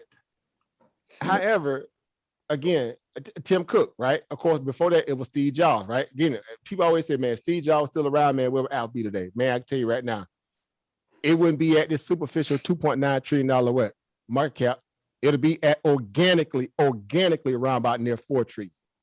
Mm-hmm. I'll be the first one to say it. Organically, it'll be worth near 4 trillion. It wouldn't be this inorganic 2.9 trillion. The only reason Apple at 2.9 trillion because the culture got on the back of Steve Jobs, and they utilized, Tim Cook he got through a bag. Yeah. Of a lifetime. Mm-hmm. All you gotta do is don't mess up the company. Now, he's not really doing nothing that magical in terms of innovating. Let's be honest. Again, we talking about, all right, that's another conversation for another day. Let me stop. I know I am before I get it going. They lost their lead engineer, right? He left. The guy that designed the phone, he left, about 3 years ago? Mm-hmm. They lost a lot of smart people. These people were around when Jobs was around, or they loved his vision. Tim Cook don't share that. Tim Cook is just trying to be what? A glorified celebrity CEO.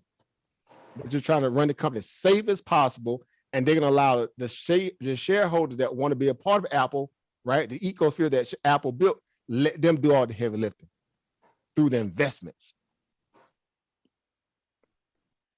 Again, whatever, right? To each his own. But when you deep dive, you know what's going on with your company. It's the same reality. Now, you're not necessarily putting your money in the pockets of Steve Jobs and thinking he's gonna take care of the company. You would invest in Apple for the idea that Steve Jobs put something in place that now that everybody else want to be a part of. You're literally still investing in Steve Jobs with, his vision. Right. And everybody collectively now owns a stake in it. So you're kind of it's a community investment. Essentially, that's what Apple is. It's a community investment. It's the biggest weighted, literally the biggest weighted asset in most of all your ETFs, indices, this, that, and the third. I think they say Apple has like 11% weighted value in the S&P 500 alone. Y'all know how much 11% is in the SPY or the SPX, whatever? Yeah, that's why they say, Apple is the determining factor where the market is gonna move. If Apple's down, the market is gonna be down. Exactly. Right.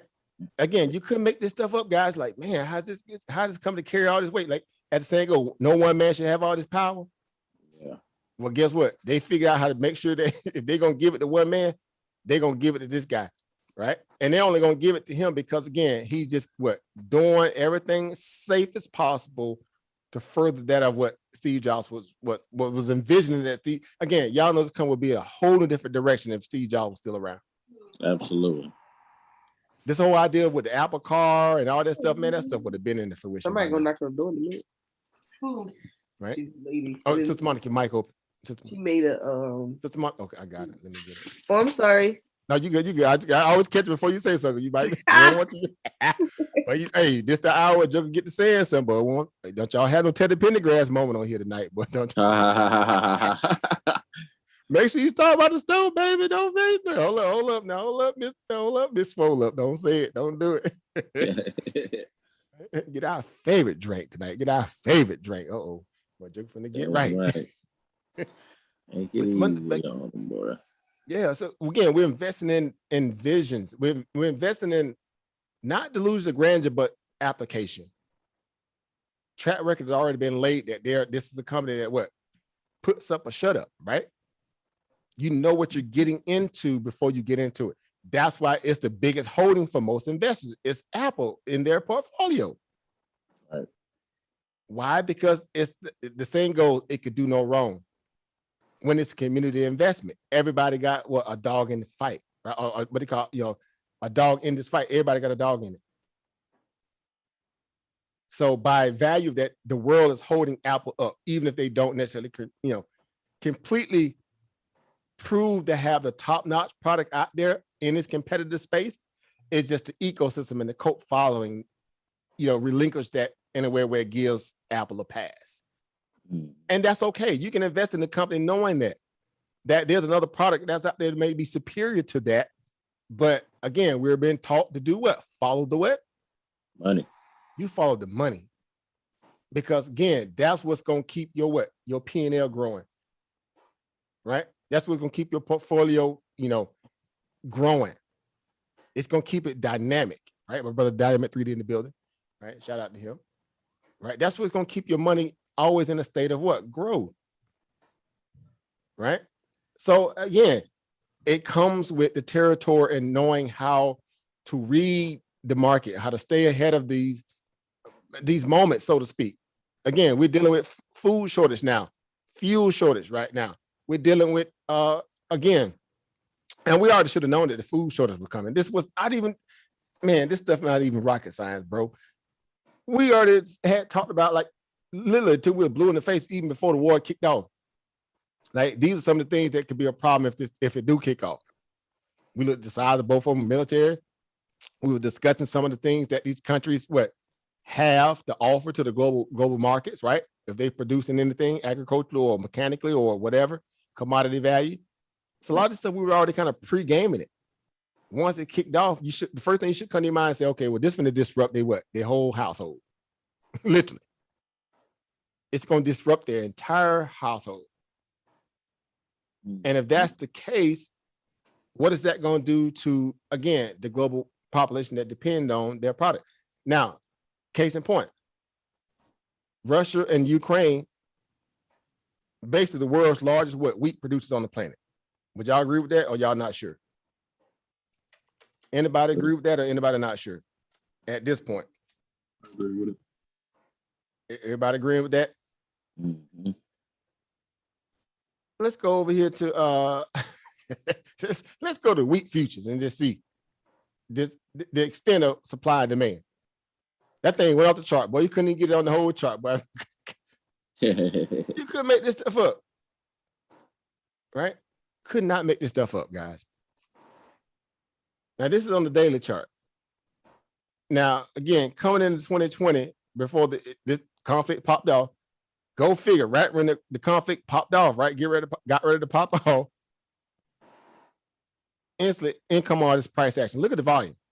Before that, it was just kind of stable, right? Because it's a commodity, right? It trades pretty well. Spot price, the spot price of wheat. This is the COMEX futures contract for wheat. This is the original one in America, that is, that we use on our markets, right? These, these COMEX contracts like this are trading pretty, comfortable in relation to their moving averages. They trade very organically because, you can't really spoof a lot of this one here like you would do like a stock, like a Robinhood like that. You don't have that problem over here, right? Because there's a lot of international market money into this as well, right? But nonetheless, this is the reality within that. The idea that their market is now going to get disrupted. If they're the biggest wheat producers living on the planet, right? Second and third, or first and third, however you want to look at it, they produce a lot of wheat. That market gets disrupted, scarcity already hits the mind of what? An investment banker. They finna have a scarcity, bro, right? I need to be invested in what? Into the spaces that they're now finna be what? There's gonna be a lack in their what? That ecosystem. Anybody not sure about how that works? Seriously, guys, you got questions, ask. This is the time to do it. Anybody not sure how that works? You're investing in future potentiality or future scarcity sometime. Isn't it sometime better to be, early than late? I'd say so, especially when it comes to the investment. But it has to be what? A solid game plan. You could be in a company that has a good product to you, but only to you, right? Not to everybody else. Then that's gonna be problematic. Wasn't that Cat when you said that just where you get your hair done at? That's where you just get your hair done at, huh? Yep. Everybody else don't go there. But again, we have to be comfortable in knowing how to find those places that gives us that kind of what? Opportunistic moment. A lot of it, again, sometimes can be baked into the ideal of, just maybe.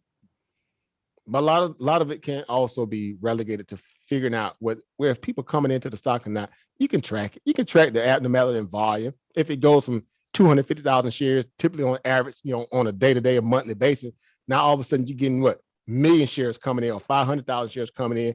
That's gradually increasing to 750,000. Now it's increasing to 1 million. And now you're doing an average about 1 million, million shares every day. What is that telling you? That means somebody's liking the company as a whole. They're staking positions here that may be long-term. They're putting their money where their mouth is. Right. That's a track record that you guys can research. You don't have to dig through a Wikipedia article and like that. You come to the chart. You can track the volume. You can go straight to Google. You can go to Google, right? You can put in, let's just put in, I'm gonna just, type something in here. You can go to Google and put in weak stock, right? Weak stock price, just whatever, right? Let's see if we can find something here. Okay, here we go. Here's something. Oh, this just investment outlook, right? There you go, right there. That yeah, Takurian wheat fund. Yeah, the Takurian wheat, right? So this one here is publicly traded. It's a publicly traded company, right? Now, again, same reality, right? Same reality. Now, again, this is completely organic too. Just showing you how this will work. You can just start typing in stuff and start querying it, right? It's like a query, right? And just start pulling up stuff. So we know that this all popped off about a month ago, right? The whole war in Ukraine, right? I think we've been over now, 33 days since the war, 34 days, somewhere around 37, could be, whatever. Anyway, so we'll just go back to the monthly chart. So it's been about a month, if nothing else, right? It's been close to that of a month so far, right? Now you got a spike in the stock, obviously clearly up here near 12 plus. Let's go back a little further just in case. Let's see if there's a incline. There we go. See, you instantly can come over here and see this stock was in a long consolidation accumulation perspective for a long time, going nowhere fast because it was just trading under the aspect of wheat products around the world, right? Just on an even keel perspective. In come the ideal of shortage because a major export is going to be disrupted because of war. Now, all of a sudden, scarcity. People want it more now. There's a need for it more for the fact that now they got to figure out other ways to provide it, to get another supplier per se. That stuff takes time. It takes money too. They say time and money. It takes time and money now to find a whole nother purveyor. The ideal of this now becomes what? It's greenlit. It's 100% greenlit opportunity now. Stock literally went from $7 and change here, $7.50, $7.50 right? Well, Mike, it was 750. Right? You talking about Booker? 750, right? 750 all the way up here to what? Literally, it went up here near $12, right? Close to that, close about $12, about $11 and change somewhere up there, 12.28. Now it went there short of the time frame. Y'all keep hearing that word, short of the time frame. Essentially, February of 2022, right? End of February, that is too. So we're talking about what? Let's say the 18th of February, all the way to that of what? March the 7th.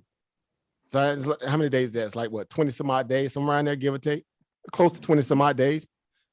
The stock essentially almost went up near what? Near 50+%. Right?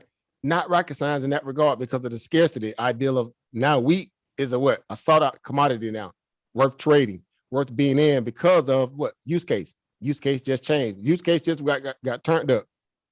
Right? What like brother Mr. Turned down for what, right? It just got turned up. A lot of commodities went through that same reality because that market got disrupted. We're talking about semiconductor shortages, right? What is the main component you need to make a semiconductor? Anybody? Testing you, what do you call your inner nerd right now? What's the main product you need to produce a semiconductor chip? Anybody, real quick. Give it to me quick. Give it to me quick. Lithium. Throw it at me. All right, somebody said lithium. All right, so lithium. What else? Anybody else? Anybody else? What you got? Come on, Is it smart people. aluminum? All right, somebody said aluminum. Okay, maybe aluminum. Anybody else? What else you got? Somebody throw me something. What's the main component you need to make a semiconductor chip? Look, we're on the clock. We're on the clock. Jeopardy music is playing right now. Jeopardy music is playing. Somebody. Say again. Silicon. All right, so silicon. All right, somebody. All right, so throwing out some. All right, come on, anybody. Come on. What's the main ingredient you need to make a semiconductor? Right, literally, can you make it without it? To be honest, right? What do you need? You need this commodity. You need this commodity. Anybody? Let me see if the YouTube family. Palladium. All right, somebody got copper, right? Yeah, palladium, right? Yeah, palladium goes into some too, but we talking about a main ingredient. Ingredient. Y'all dance, y'all close too. Y'all close. I'm Bronze. It's a gas. It's not even a solid. It's a gas. Uh, Well, it's in the gas value. You can make it a office fabricate anything from, in this case, same way, but yeah, it's in the gas pool. helium. Close. God, y'all dance around it. I'm gonna go and put up here. Like, making it so hard. All right, y'all see right there? Nitrogen. Yeah. No, close. When I see it on the screen, y'all see my screen here? What? Neon. Semiconductor. See what I'm saying? There we go. Right? Neon. What a neon shortage in Ukraine would mean for what? The chip and what? World chips. This cookie man. What a neon shortage in Ukraine would mean for the chip industry, right? With two of Ukraine's biggest neon producers halting production, chip makers could expect disruptions in the what? In the long run. Mm-hmm. Yeah. What just happened at AMD today? Beat the brake speed off of it. And they're gonna say, well, because it was just a downgrade and all the other stuff. Man, look, the longer this war drags on, the more they can't push that Cinderella story that what these stocks, these growth stocks are just great. They can get around the chip shortage and disruption, all that. They're gonna figure that. But you need critical what? Critical first-hand what? Ingredients before you even get to the ideal of producing a chip. Right. So you can't cut this corner. There is no pseudo neon out there. I've yet to see it. Right? There is, right? You can GMO neon. That's right. Make sense? Mm-hmm. So we're talking about seeds, or fertile soil. We're talking about fertilizer. We're talking about what? Preparatory ingredients that make up what? An industry, an opportunity, an end result product that you're getting food, what they call farm to table initiatives. If this was a farm to table initiative, this is one of the most what important components of that experience. Would y'all agree with that? You can't produce that semiconductor without that what? That neon. Need that neon. You see what I'm saying? And y'all know we grew up back in the days on what? Man, remember back in the day, you used to have them neon lights. That used to be the joint back in the day. I'm not telling my age. Yeah, Or that you go to was Spencer's, popular. boy, get them lava lamps, boy, that man, but them gas too that used to make the lighting with back in the day, that was neon. That's neon inside of them lights to cause that coloration. It's a gas. That important. I mean, you can see it on the chip. It's even showing you right now. Look at them colors there. You think that's that neon. But anyway, Yeah, man. global semiconductor industry is at risk for being adversely impacted by a neon shortage. It comes after Reuters reported that 2 Ukrainian companies, Engas, look at it, Engas and Cryon, have halted production following the invasion of what country by Russia. Ukraine's significant supply of neon and Engas and Cryon account for what? Let me repeat that. Ukraine is a significant supply of neon, and Engas and Cryon account for anywhere between 45 PC to 54 PC of what world's total neon output. Is that a small number or is that a major number? Major. So the majority of that neon is coming from this area, and then it's going to what? Taiwan, right? With the biggest semiconductor TSM. on the planet, right? See what I'm saying? They have to import that in from Ukraine, Russia area like that, or other places that they got a place where they can get it from, manufacture it, the semiconductor with it, and then ship it to what? End user to what? It's landed site. Packet skewed, and y'all know how that stuff go. The whole supply chain value. Look, see, again, it's about going to the seed. Let's go to the seed. Let's go to the what? The fertilizer that go in the ground before that crop come up out of it. The 2 most important things that make a crop is what? The fertilizer and the seed. Everything else, forget about it. Ain't no need to talk about it if you can't have those 2 things present. Everything else is null and void at that moment. Make sense? Yep. You're thinking like an investor now. You have to think like that. Go deep with it. You think these people ain't got these brainchild, these MIT students and UCLA, Berkeley students, and all these smart kids? They got one job to do in that whole investment firm. You're a think tanker. Go dig me up all the intel, data, statistics you can on this, right? You're just a one-man business army, one-man wrecking crew, right? Yeah. You're doing the work of all that, big high-powered money think tanking from the confinement of your cell phone, laptop, computer, on the way to work, off the work, at the pool, at the gym, on the way on the fish creek, where you're doing the work of all that people from the comfort of your cell phone. Now, convince me how you're not able to do that and be just as effective as the people that they're hiring to, to do that stuff, and produce it in the algorithm form or some kind of formal report and put it on the fund manager broker desk or what. Look, guys, come on now. Y'all went to college for this? I'm asking for a friend. Anybody? How many of y'all went to college for this? Nope. How many of y'all went to special certification courses and classes to learn this stuff? Anybody? I'm asking. Do you feel like you need it? That's the question I need to ask. Do you feel like you need all that extensive education to learn how to do this? No.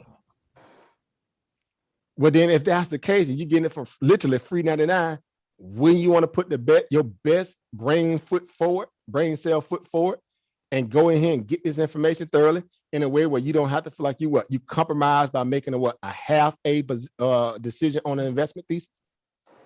If you're not convicted, don't take the trade. Don't make the investment. If you can't connect enough of the dots, because it's not like you on now, some of it is time sensitive. I get it. Stocks bottom out. Okay, it's a good moment to buy here. I was saving that bacon moment, right? This was the moment I would love to get into it. Okay, that was just one piece of the puzzle. Again, we talk about what, why, where, and when. What you're investing in, why you want to invest in it, where to invest in it, and when to pull the trigger on it, right? 3 of those things have to get answered before you make that investment or that trade. That's conviction. Is it not? It is. That means you won't feel trouble. Even though if the stock doesn't really perform the way you want it to, or it does something different, at least you put everything in place. Well, guess what? That don't mean you go to zero just because you got into a trade. Either prematurely or after the fact that it already made this run. You just maybe thought there was a little bit more left on it. Okay, granted, it may not have happened then, but at some point, if it is a great business model, it'll prove itself. You don't have to chase it to prove it. You don't have to make the market to bend to your will. That's not how this stuff works. You got to follow the what? The other what? The other investors, the other traders, the money that's coming in from the big dogs. Now, I don't know if these companies, I'm saying that just on GP. Gas and Cryo. Now, I'm using this as a quick little case study. Gas. Do we know if this company public traded or not? Right? Do we know if this company? See, Jiggles already know, right? Already know, right? Gas, right? Let me put it this way. You can query it any way you want, right? Hold up, there it goes. Now my computer doing good all day. Now I just want to start acting like love. Look here you go. If you want to act like. Okay, let's see. My computer been cooking today, boy. I was cooking today. I know it need a rest. I need to restart it. They got the helmet on, sniffing glue right now. I get it. I know I didn't beat the brakes off the CPU today. All right.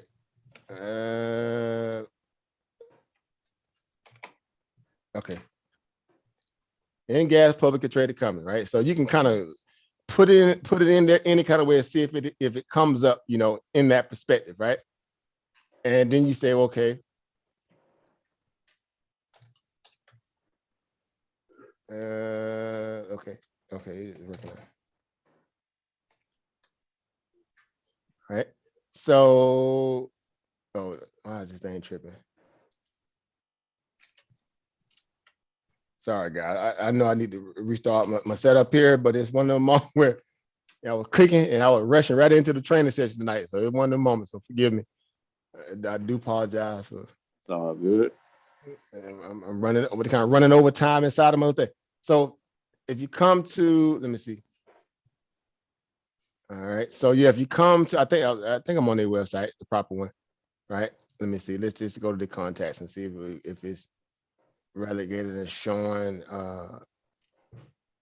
Yeah, they look like them look like some Ukrainian. That's it. Yeah. So I think that's the right one. In gas. Are y'all seeing it? Y'all with me here?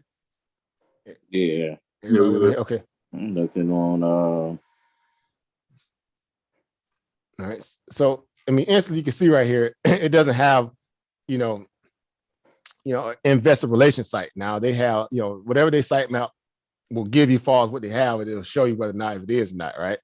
And they may sell again. They just may be a distributor, right? They'll sell it, wholesale it to another company. That company, other company may get that, that gas or whatever they got there, that neon manufactured in a way where it could be used for that or semiconductor chips or any kind of other use case. That kind of might be make sense. Say again. Yeah, they out of the Netherlands, Amsterdam. Well, another company. Which one? This one, right? No, this is the one in Ukraine.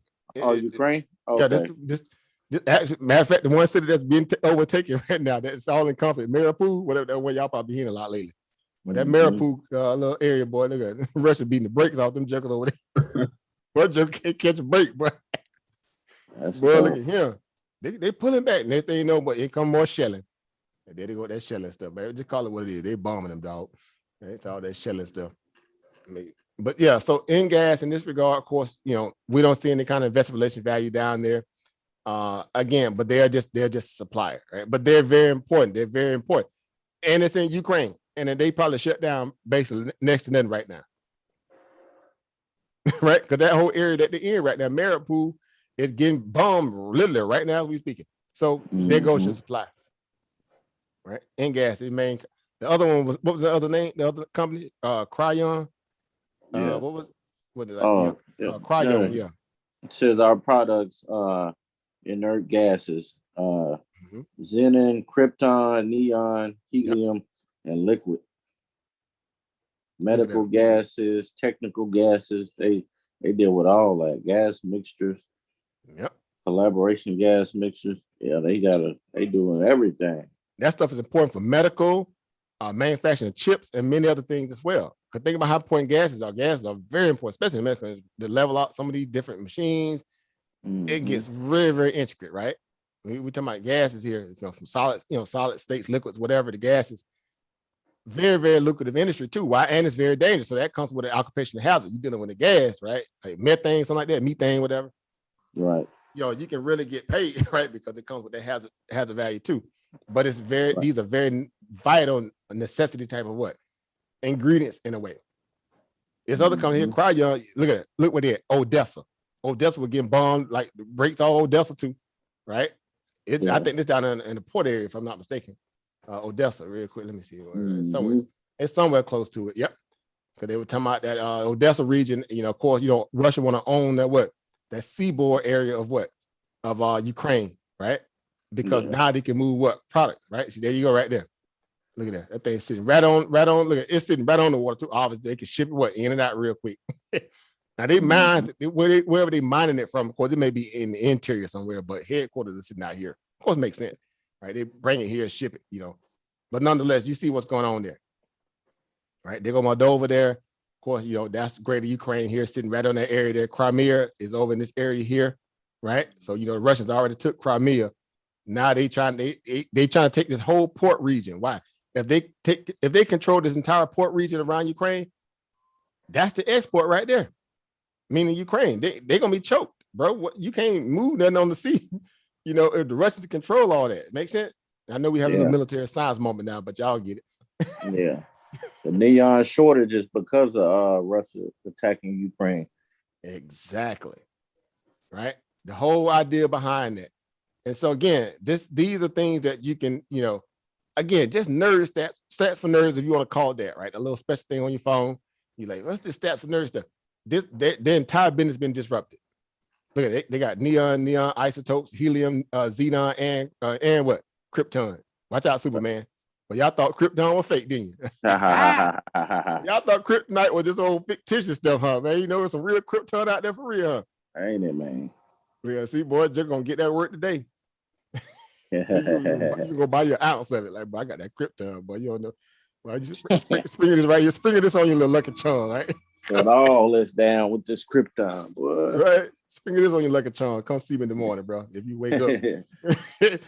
Look at this again. Really, really interesting. Again, you connecting dots. That's all it is. As you see going down their site map don't really kind of refer to that as public trade. In this company, they just produce a product, right? People come in from around the world, buy up their product, right? And then they turn around and resell, right? Upcharge, resell, manufacture whatever they need and resell it, right? Now, okay, I know I'm off topic a little bit, but I'm on topic of what we're talking about tonight. I got to put this point out there. Now, you guys probably already formulated your own mindset or your own thesis already. What's going on here? There's a reason why Eastern or Western Europe and of course America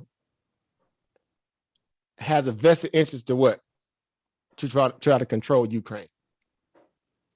So much so that they're willing to use your tax dollars, money that you need for your kids and your family, your households, your streets, your schools, your businesses, your gas pumps, your whatever. They're willing to take your money and supply this country for what reason? Do you think it's on the strength of the ethics alone? No, not at all. Economics. Is anybody here green behind the ears and to think it's all about ethics and principles? No. They protecting a democratic society. Do you really believe that in 2022? We got people still living on the rocks. They eat up the gruel of what? Mainstream media all day. They get propaganda out from sun up to sundown. They don't want to learn. They don't care to learn. They're comfortable being right where they are. It's tragic. I know. Like, people are afraid of knowledge. They're afraid of intelligence in a way where it produces a progressive side of them beyond a reactive side of them, where they're not intellectually lazy. That puts them in a whole different ball game. You got one shot on this planet. One shot. We ain't seen nobody leave here and come back yet to prove us wrong. How you can convince yourself that you walk around here being blissfully ignorant and blissfully dumb, really, you living out your capacity in a way where you're just doing bad enough? How you gonna say you have lived a fulfilled life, or for a very fulfilled life? The weird thing about investing and trading, You learn a lot of this stuff on the fly by the nature of the business that you're already in. You're getting schooled on products, industry, services, things that people sit in the university to get. You're getting it from the palm of your cell phone, laptop, computer. It's not so much just the information alone, it's the application part of it. You can actually put money to play in one of these moments, in one of these opportunities. Make sense? It's a difference. And you gain all this intel, knowledge, and insight in the breath of the whole moment. You're getting schooled, retooled in the breath of this. You can have a conversation with literally the best of them and just run down different industries, different aspects of the industry, different, variable aspects of businesses, the business models, the pros, cons. You can sit there and people is like, dude, you went to MIT, so where you get this information from? Occupational what? Value. 8K form 13Ds. I read all this stuff here. Company filing, presentations, coming out. Look, as an investor, I need to know what's going on at all times. You couldn't make this stuff up. That's why I say, again, that's just me talking now. This is my Cat Williams moment. It's when I get my head done. If you're a person who really like that kind of stuff, like drama, it's nothing more dramatic than the stock market. I guarantee. Find me your favorite dramatic show. I guarantee I can show you one stock alone that got more drama than that show. Right. I put money on it. I'll put money on it. Find your favorite reality show. I can find something. If it's ratchet, I can find a company that's more ratchet than that show. I guarantee I can find a real ratchet company. If it's a good company that's bald, I can show you a company, same thing. It's unlimited drama. Because again, the one thing that controls people interest more than anything is their resources or the lack thereof. You make a lot of decisions sometimes based upon your resource situation or lack thereof. Because you have a primal instinct to survive, right? You're in survival mode. Look, you're gonna scratch, right? You're gonna come out that corner, you're gonna scratch, right? You ain't gonna sit back and just curve. You put a dog into a corner, what are you gonna do? You think you're gonna dig a hole, or you gonna actually show them fangs for a change? Right? Look, this dog ain't never showed his teeth before. Yeah, okay, yeah. He woke up today. This is the reality of what I'm trying to convey. You're using these different tools to help sharpen your perspective, your analytical, ability to observe information, interpret the data, see just how connected the world really is and how small the world really is. This company is way over there in Odessa, Ukraine. Have any of you guys been to Odessa, Ukraine? I'm asking. Anybody been to Odessa, Ukraine? Heck no, don't intend to go over there. Right? But guess what? You just went to Odessa right now. No. Virtually. You just went there virtually. And figured out just how connected it is to your everyday life in America. Why? Because apparently if there's a neon shortage, and let's say your cell phone, your vehicle that now requires semiconductors in it now, the cost of these goods are going up now. Because their pipeline has now been disrupted because of war. See how that works? You feel it way over here in your own backyard. Ain't that something? The world is really small, guys. You would have had no care in the world to think about it if it wasn't thinking like an investor, though. Why? Because you're like, well, they'll figure it out. These folks out there, the dominant side, they'll figure it out. That's what they do. Right? You want to, get a joke attention, you mess with their money, right? All the kind of talk points. Guess what? Now we know how to backtrack and find everything. We go get everything now. We know how to research everything. Does that make sense? The idea of publications, learning how to dig through publications. Now, again, none of us had to go to college for this. Some of y'all might have took, statistics in college and all this stuff, whatever. Yeah, but for the most part, look, all of us on here like super sharp, right? As they say, ain't nobody over here that's on this panel right now that's listening on YouTube or that's watching. Nobody over here is slower than a box of rocks, right? You can teach an old dog new tricks. steel does sharpen steel. We're trying to be, look, again, the most articulate, intelligent people that we can. Why? Because you guys are going to be the vanguard to share this stuff and pay it forward to your what? Your progeny. Right? Your children, your nieces, your nephews, heck, even your peers. You the vanguard now. You guys have been deputized. You guys are the vanguard now to help better equip people with what? Proper understanding of knowledge. Now they may push back, they may kind of, act like they don't care, but eventually your hard work is going to be what? Reflective of it. Eventually it'll make sense because you'll know how to what? Keep people what? Ahead of what?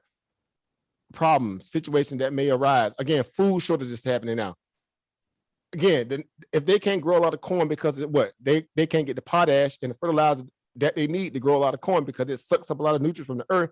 The next best crop that they can grow to produce to sell is what? What is also the second biggest crop produced in America besides corn? Say it with the chest. Some of y'all just say good old fashioned soy. Phytoestrogen soy. I'm gonna leave that longer. I'm gonna go in my Dr. Saber moment, Joe, for the company in a minute. But I'm going off with the sign, right? Look at the world's greatest botanist that ever lived was who? Dr. George Washington. Who? Carver. He helped produce that strain of soybean that's still being used today. And he used it for one reason and one reason only. Do y'all know why he helped produce that strain of soybean? For was it diabetes or something like that? Close. They used it for mechanical reasons. They were making plastics, monofilaments, fibrous cords that the military was using. And people be eating it. He was very emphatic. He said, this is not for consumption. He's making product for the military off of soybeans. And guess what they used to use for axle grease to keep the tanks greased up, especially in this bad weather, especially those in Eastern Europe all the time, they're fighting World War I. So he produced a lot of products in the lab to help for the military. He was a contract, he was a military contract. And he was, everybody know his story, he was castrated, all this, that, the third, whatever. They did him wrong, right? But he was the world's foremost botanist. He knew plants like nobody else. He used to talk to them. They used to call him the plant whisperer, obviously. We know his history. That's family. But he used to, it was two things that he produced that he was like very emphatic. Do not eat these things, right? I know some people finna get ready to cut the live stream off now. I already probably messed him up with the soybean. And soy is in everything. Y'all notice that? Just like corn is in everything. High corn fructose syrup is in everything. It's corn syrup. Straight ravenous in the body. Again, second to that, he said, don't eat what? Anybody. What is actually, I tell you what, I even hint, wink, wink. Right? Everybody love it, especially in the South. You pull us out the road and get your whole bag of them. Peanuts? Already. They used to take the grease from ground up, mashed up peanuts and use it as axle grease for the tanks. Go look it up. True story. And people, of course, eating them. Now, it was also get crazy. I know this sidebar stuff. People like, oh, well, here we go. Did y'all notice over the last 4-5 years what they've been doing? They've been taking what? Peanuts out of school. It's an allergy. They barring it now. They bar it from the school systems. You can't even have it in the schoolhouse now. Ain't that something? Peanut allergies. Pediatricians not having it. School boards not having it. Health boards not having it. Right. Ain't that something? And we grew up just choking on them sandwiches. Them choke sandwiches, you call them choke sandwiches back in the day. Right? Peanut butter be thicker than the boy. Look here, the bad problems. Boy, look here. I had that yesterday. see. Man, I was bad on the body, and it's weird, dude. You don't think about it, right? But this is, man, the world is much smaller than we think, guys. That's all I'm saying. Yeah. So the reality is that, again, by virtue of what we do here, we're learning a lot of things indirectly that has a direct impact on some of the decisions we make about our lifestyles. Just in general, just hypothetically, but y'all get the point. It's connecting dots. It's being more aware of what the world is smaller than we act like it's not. Now that we have the information age before us, where we shouldn't necessarily be going around blissfully ignorant, right? A lot of people take this stuff serious. Some people like, it's okay. The world's, I got other things to worry about, possibly, whatever. No rhyme, no reason. To each its own. But here we're using information to what? For the value of being able to produce what? A profit. We want to be convicted best we can. We want to know where to go, how to search it, how to ingest it, and how to output it, literally in nanoseconds. That's why sometimes I be like that. Give me something real quick. Shoot it to me quick. It's to get your mindset to feel like what? I'm moving on what? Short of the time frame here. You think investment gonna wait on you? It is not. And I'm saying when the moment is right for the stock. When that reversal signal comes or kicks in, now you may catch it on the technical first, but also it may be a backstory to it as well. That's why when we spoke about the whole issue with the with Robinhood just on GP, it's that same kind of reality, right? It's that same kind of reality. That's a double good whammy. You got a news and you got what? A technical what? Balance that's happening right now as well. Right? That's double trouble. That's like ultra good. Right? That's ultra good. It makes sense, guys? Yep. You no longer feel like you have to struggle with whether or not, again, it's always feeling like, man, it's like pulling teeth sometimes to get into a trade. I get it. And in some cases, like, man, you can't wait to get into the trade, but then you hit that moment of what? Writer's block. You're like, you just want to see, right? It goes up 10 cents. You're like, I don't know. It go up 15. I don't know. Then it goes up 27. It just gaps up quick like 27. Like, dang, I'm about to miss my position. And then it go up another what? 20 cents. Then guess what? You buy it at the 50 cent, 60 cent level and could have got in at the what? The 7 cent level. And then as soon as you get what happened there, it roll over. Like, man, God dog it, man. See, the mentality behind that is based upon, again, having an inconclusive feeling about that stock. It may not sit right with you based upon your research.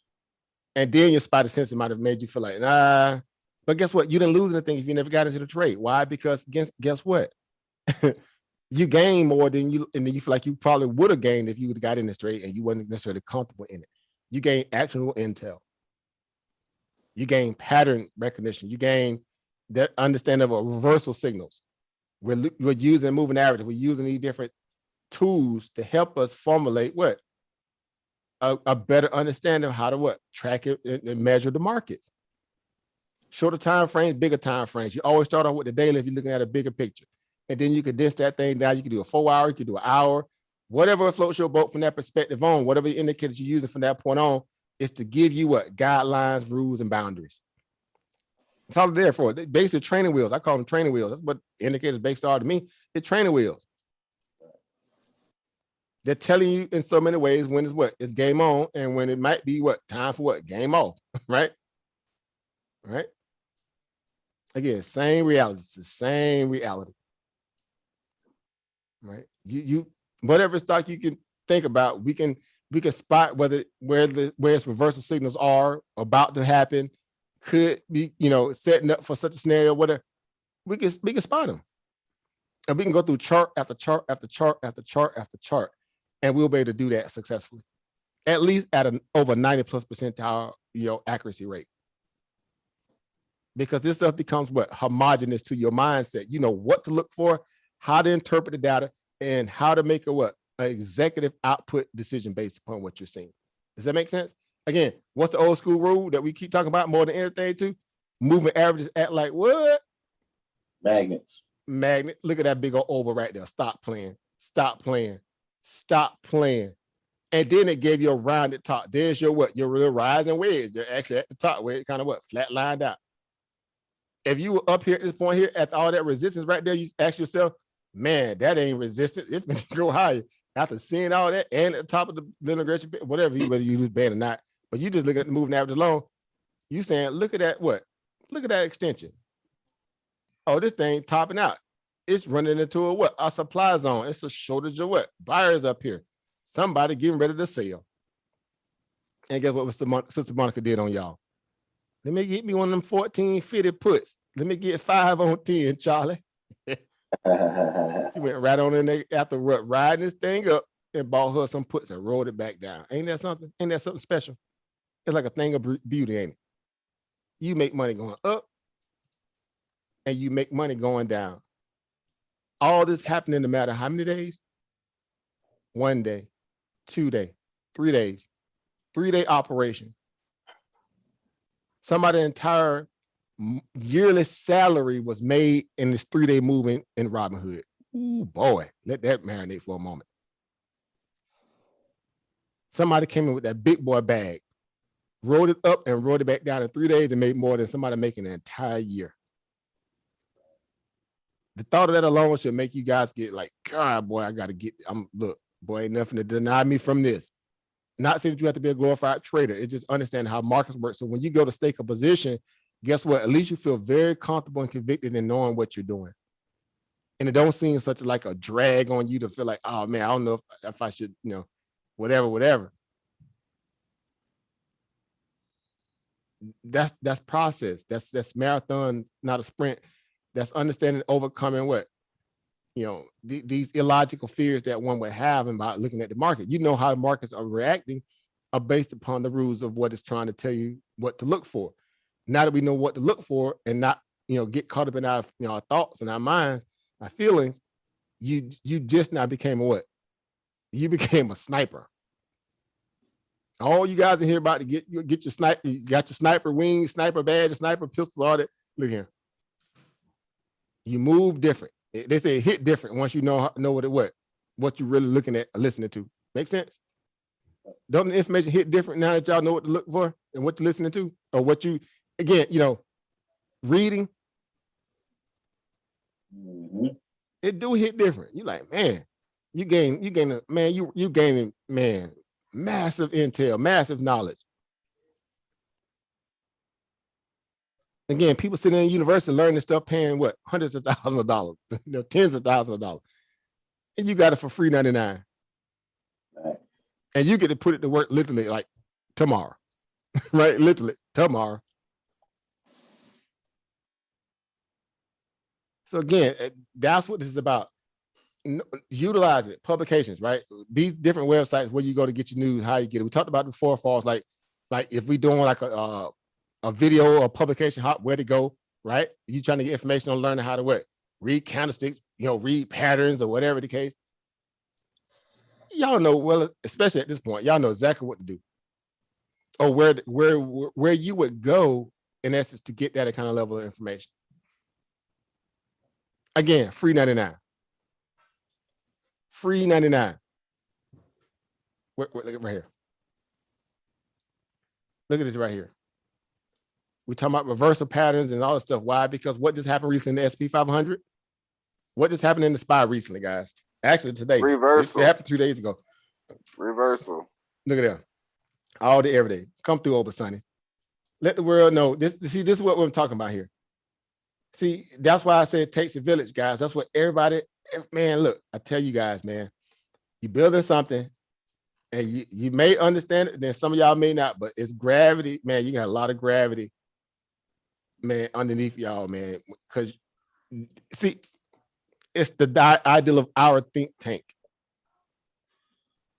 Your local brethren, sister, online, in person, whatever. We utilizing this information, a rich value of information now to what? Formulate money-making opportunities, money-making ideas. These things follow some of the same rules and laws you follow in your everyday life and principal value. In some cases, in this case, we're dealing with physics, right? Right? In a lot of ways, right? Geometry and physics all in one, right? The part of it in that, the sciences, right? Again, our good old fashioned what? Our good old buddy Fatback, right? Dave Chappelle, with that liver color. Our good old buddy Fatback, boy. I wrote a song about like here you go. When that thing stretch out from that moving average and hit that point of peak point, you know what to do, right? I wrote a song about it like here you go. You know what it's gonna be. It was no secret why we was able to plot this resistance point. Literally, it hit it to the T. That line wasn't drawn after the fact. Y'all know how we do this stuff. Everything I put on my charts are done in real time. and a training session, and then the next 2 or 3 days after the fact, it plays out, or a week so it plays out. How many days after that it plays out? It's a work in progress. Go ahead, Oba. Sorry. Well, I thought that was on a daily. Never mind. Yeah, this on our. Let's look at it on the daily. Let's look at it on the daily, right? Look at it. Ooh, look at it even on the My daily. God. Oh, look at here, but y'all gonna get to work to my back testing. You say you bought the bottle beer. What? You know you done messed up, don't you? You know you done messed up. You bought the bottle beer when? Look, just gonna come up on y'all talking about something. You don't know what you're talking about. You don't know what you're doing, boy. You just talking. And you go to putting in that work and showing them that work like that there, they can't deal with it. Look at that. 9 to 5, boy. Oh, boy. I'm talking about to the T. Boy, today. Am I done? Tell you what? Today. Hey, yeah. What? I'm to look at that reverse. Clears it and the gap up. They just ran it right back to what an old gap. Now I don't look like it on this big old candle because we're on the daily, but that's important to looking at different time frames. Now y'all see, you start at the daily and you go what? You do deductive what? A reconstruction, right? A deconstruction, excuse me. And find those air pockets. You find that insecurity in the marketplace through these different what buyers and sellers. Look at it right here on the hourly now. Oh, now on the hourly chart. Oh, there's the gap. Oh, there's the gap. Okay. Look at that gap right there. Clear as day. Clear as day. And within a what? An inside bar breakout, or at least in this case, slow the bleeding here, tried to make a higher low and fail, and it dropped and went low because that's when it was already downtrending. So, you're going to have that inside of what? Bear markets, right? You have violent rallies.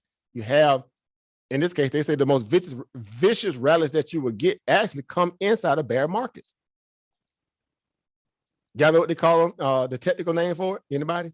By any chance? Anybody know the technical name that they call it actually? When they're saying you have vicious rallies inside of a bear market, what do they call them? Oh no. I'm gonna get you, dirty mother. What's that movie that Chris Rock was in? There we go, Chris Rock again. Let me get one real. One real. Yeah, I sure ain't hungry. You sucker. Come through. Where my movie buffs at? I'm gonna get you, sucker. They call it what kind of rally? I'm gonna get you, sucker rally. In this case, it's called what? A sucker's rally. Yeah. Someone said fool's rally, sucker's rally. Look here. I'm gonna show you how the market even be about that what? Be about that but be about that slang life, right? Be about that slang life. Mm-hmm. Look right there. What that thing say? Biggest suckers rally in history to kill what? Kill your zombies, all this. Sucker rally. Look at it. Investopedia has it. Watch out, boy. Watch out now. Come on now. See, boy, jokers think we just be talking, don't it? See how we hit them with their left and right? The 2-piece chicken dinner and the biscuit. Mm-hmm. Right? Sucker rally is a what? Slang term referring to a temporary rise in an asset, like a stock or the market as a whole, which continues just long enough to attract what? Investment by naive or unsuspecting buyers. Wow. Mm. The buyers are the suckers since they are likely to lose money on the trade when the price heads what? Lower again. How about that? How about that? Catch me outside. How about that? Boy. Sucker rally. So yeah, you would say this is very illogical. Look at this pattern right here. Don't that look like a sucker rally right there? And the same thing we just witnessed in the SP 500 right now. Now this is an old diagram, but see right there?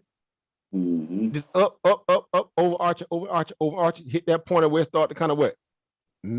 Give you that circumference of that rounded top. Y'all know I love talking about what? Rounded tops and rounded bottoms. See, that's why we study this stuff. We don't just be talking. We be trying to get you guys to visualize it You'll be able to spot it on the chart and you'll know when the stock is starting to what? Tail out. It's starting to what? Hit that point of maximum what? Profitability or potentiality. And if there's a reversal signal coming somewhere along the pipeline of that, you can start preparing for it. Mm-hmm. And they are violent, they're strong, they're very believing in a way where it puts fear in you if you try to counter trend trade it. It's just sometimes you got to be patient. You have to be patient enough to let it play out. Or you can just ride the rally like everybody else, like you're supposed to, smartly, ride the rally with them, but know when it's time to Yeah. When it's time to get off that bus. Well, how do we know when it's time to get off the bus? Watch your resistance patterns. All day, every day. What the name was? Hope. What the name was on the Django? Samuel Jackson character. What was his name? I forgot his name. What he told Buddy? He said, "Look at him. We're gonna work you from sun up to sundown, all day, every day. And when you get old and tired, we're gonna hit you in the head with a hammer and throw you in the hole." What was his name? I forgot his name. I forgot his name. Y'all know what I'm talking about. This, look here. That's exactly what's going on right here. That's exactly what's going on right here. You just taking out resistance levels, back testing it, establishing another pickup of new buyers. Look at there. Brought them in there. Oh yeah. Oh, we picked them up. You picked them up. These little guys here, they didn't have a chance. They just jumped on quickly. It came back and almost back tested them here. It didn't come all the way back, but it came down and perched up, and then you rolled out from there. These guys here got picked up. After that, we rolled. Then you have a massive gap up. That's when you know we're getting close to the top. Why? Because we already spotted up around this point here. What are the next levels of resistance to be paying attention to? Whether or not we're going to get a reversal signal or not, you're still under the rules of engagement that tells you you stay in that trade until until the volume obviously dissipates. The buyers give you a hard line, reversal of selling, right? You're mapping this not only just through looking at the chart itself and looking at the volume, squeeze momentum, whatever you may use, MACD statistics, Helsinki clock, whatever you're using, right? Option flow charts, this, that, the third, seeing what the option market looking like. You kind of got to understand that what's going on. There's a inherent understanding at some point that, okay, they drove through this point of resistance. What are they eyeing next? Oh, okay, this might be the next one because of what? Oh, okay, areas over here, areas of interest over here. Okay, what's the next areas of interest? Okay, we got some chat up in here. Look, I didn't even draw that line because I already just knew it. I just knew it out the gate because I looked at this line. I said, the next level of resistance after we cross this line here is going to be right here, obviously. Now, look at just for case study purposes, just for the night, guess what we're going to do? We're going to go ahead and extend that line. Now, it was no secret again. Look at the price action at around that point right there. Could make this stuff up. Could not. Y'all see this stuff? See, this is how you shouldn't feel like you have to struggle with your TA once you get comfortable in knowing exactly how to know, again, map the money. We call it mapping the money, right? This is what we're doing. Now look at here. Now interesting. Look what the stock pullback after we broke and we closed the gap. Not only did we close that gap, because I was like, what, gap fill? Remember, didn't I put that in the group this morning or somewhere afternoon this time? So guess, matter of fact, I'm gonna even go start further because y'all know I have this thing where I don't want to get people comfortable thinking that we're a signal service, right? I have to be very careful sometimes. Not that I'm always right, and y'all should just follow what I put out. And I want everybody to be comfortable putting out information that we all can use, right? Yeah. But literally, 2 days ago, I put out what in the group? I put out this chart before all this move right here, before this move here happened. I put out what? Potential reversal signal coming up. Information was already in play because we was talking about what? We coming up at a gap fill. We coming to a point of what? Of basically what? A line in the sand moment. Make sense? You had a line in the sand moment. Look. We got it way up here, big old bold letter gap fill. It's written, so they ain't like, this is ingrained in the chart. This ain't no Zoom, that's written. Gap fill what? What's the word behind gap fill? retrace? What does a gap fill retrace mean? Anybody? What does retracement mean or retrace? Anybody jump on in there. I know y'all busy eating right now, listening, chilling with the family. What does retrace mean? Anybody? Pull back. To Right? redo. Oh, thank you, OJ. Right, go ahead, Open. Somebody about to say something too? Pull back. Pull Well, back. yeah, he said pull back. I said redo. Same thing. Right. So that means we've been here before, and we might getting ready to what? Make it what? They call it what? A round trip. Right? We make a round trip, boy. Retracement. Now, don't necessarily mean a complete round trip, because a complete round trip would be what? From the euphoria where it ran from. Now, of course, we know it on a bigger macro picture. We can very much go back and take out the old lows. That 410, we can definitely go pick that area back up. Sure, best believe it. No As problem. of now, we're trading risk. I should say that we're mapping out risk based upon what we're getting in real time. Now, if you're a trooper, I don't know if y'all remember seeing this. And I know that I say this stuff a lot, but I know my mind be moving a million miles an hour when I get to talking about this stuff. I put out in the group, I want to say maybe 4 days ago, about 4 days ago, I put out that there was already people starting to buy the April 420 puts. Basically, they were buying the 420 puts for April the 14th or 15th contract expiration date. Even at the point when the stock was still sitting around about 455, and it went up an extra what? $5 and hit that, or $7 and hit that 462. They bought duration though. They were able to sit through this pain in order for it to kind of make that round trip potentially back to the downside. Why would they want to buy contracts out to that date particularly?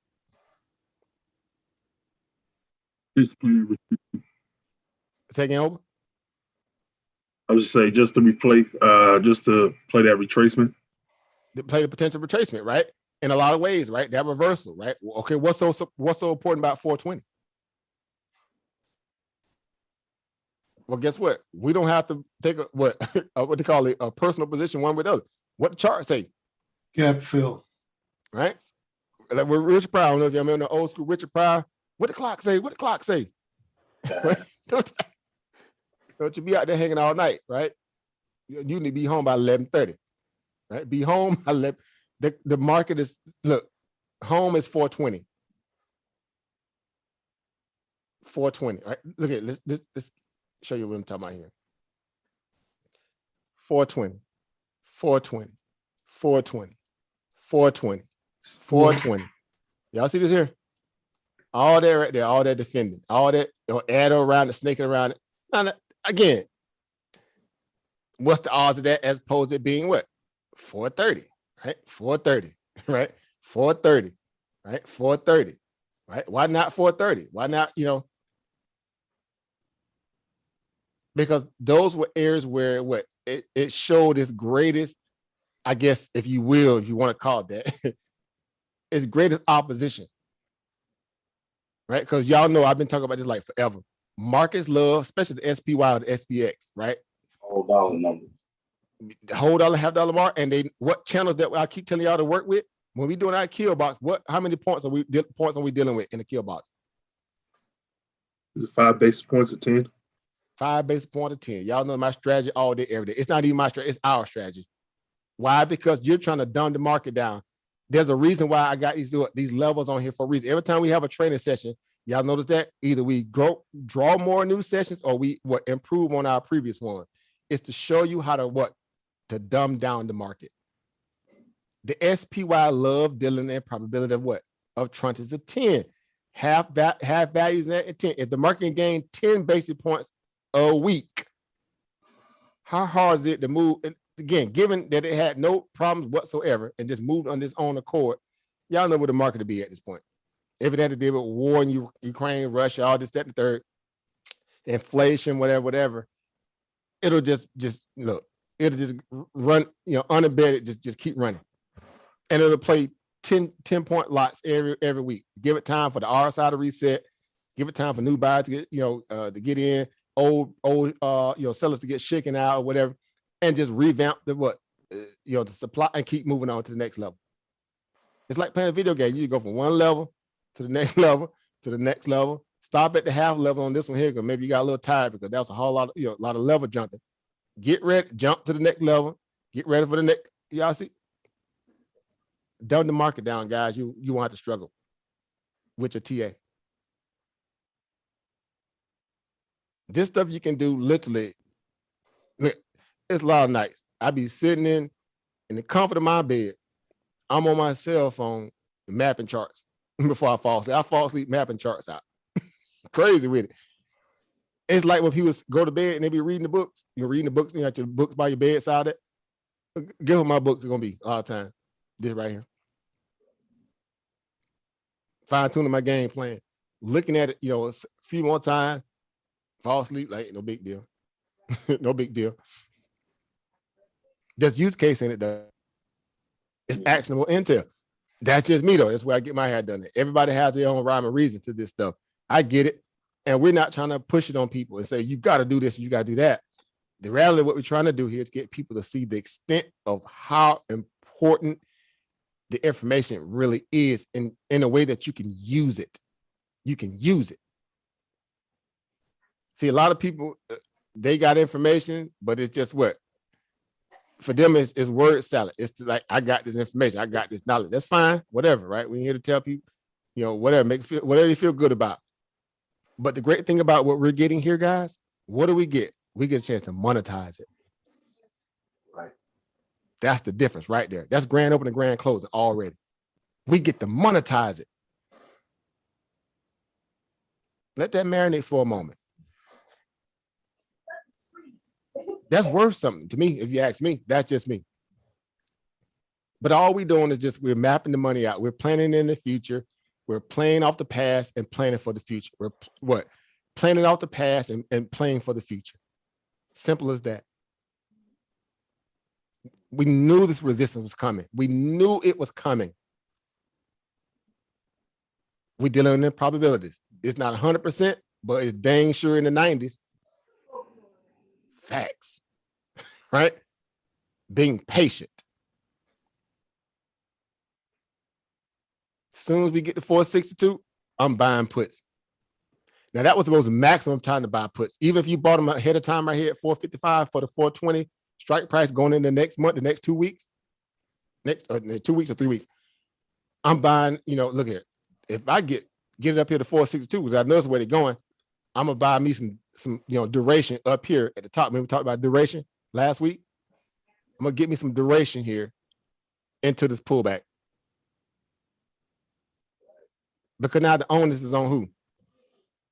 Those who are late to the party, the average down to try to bring the stock back.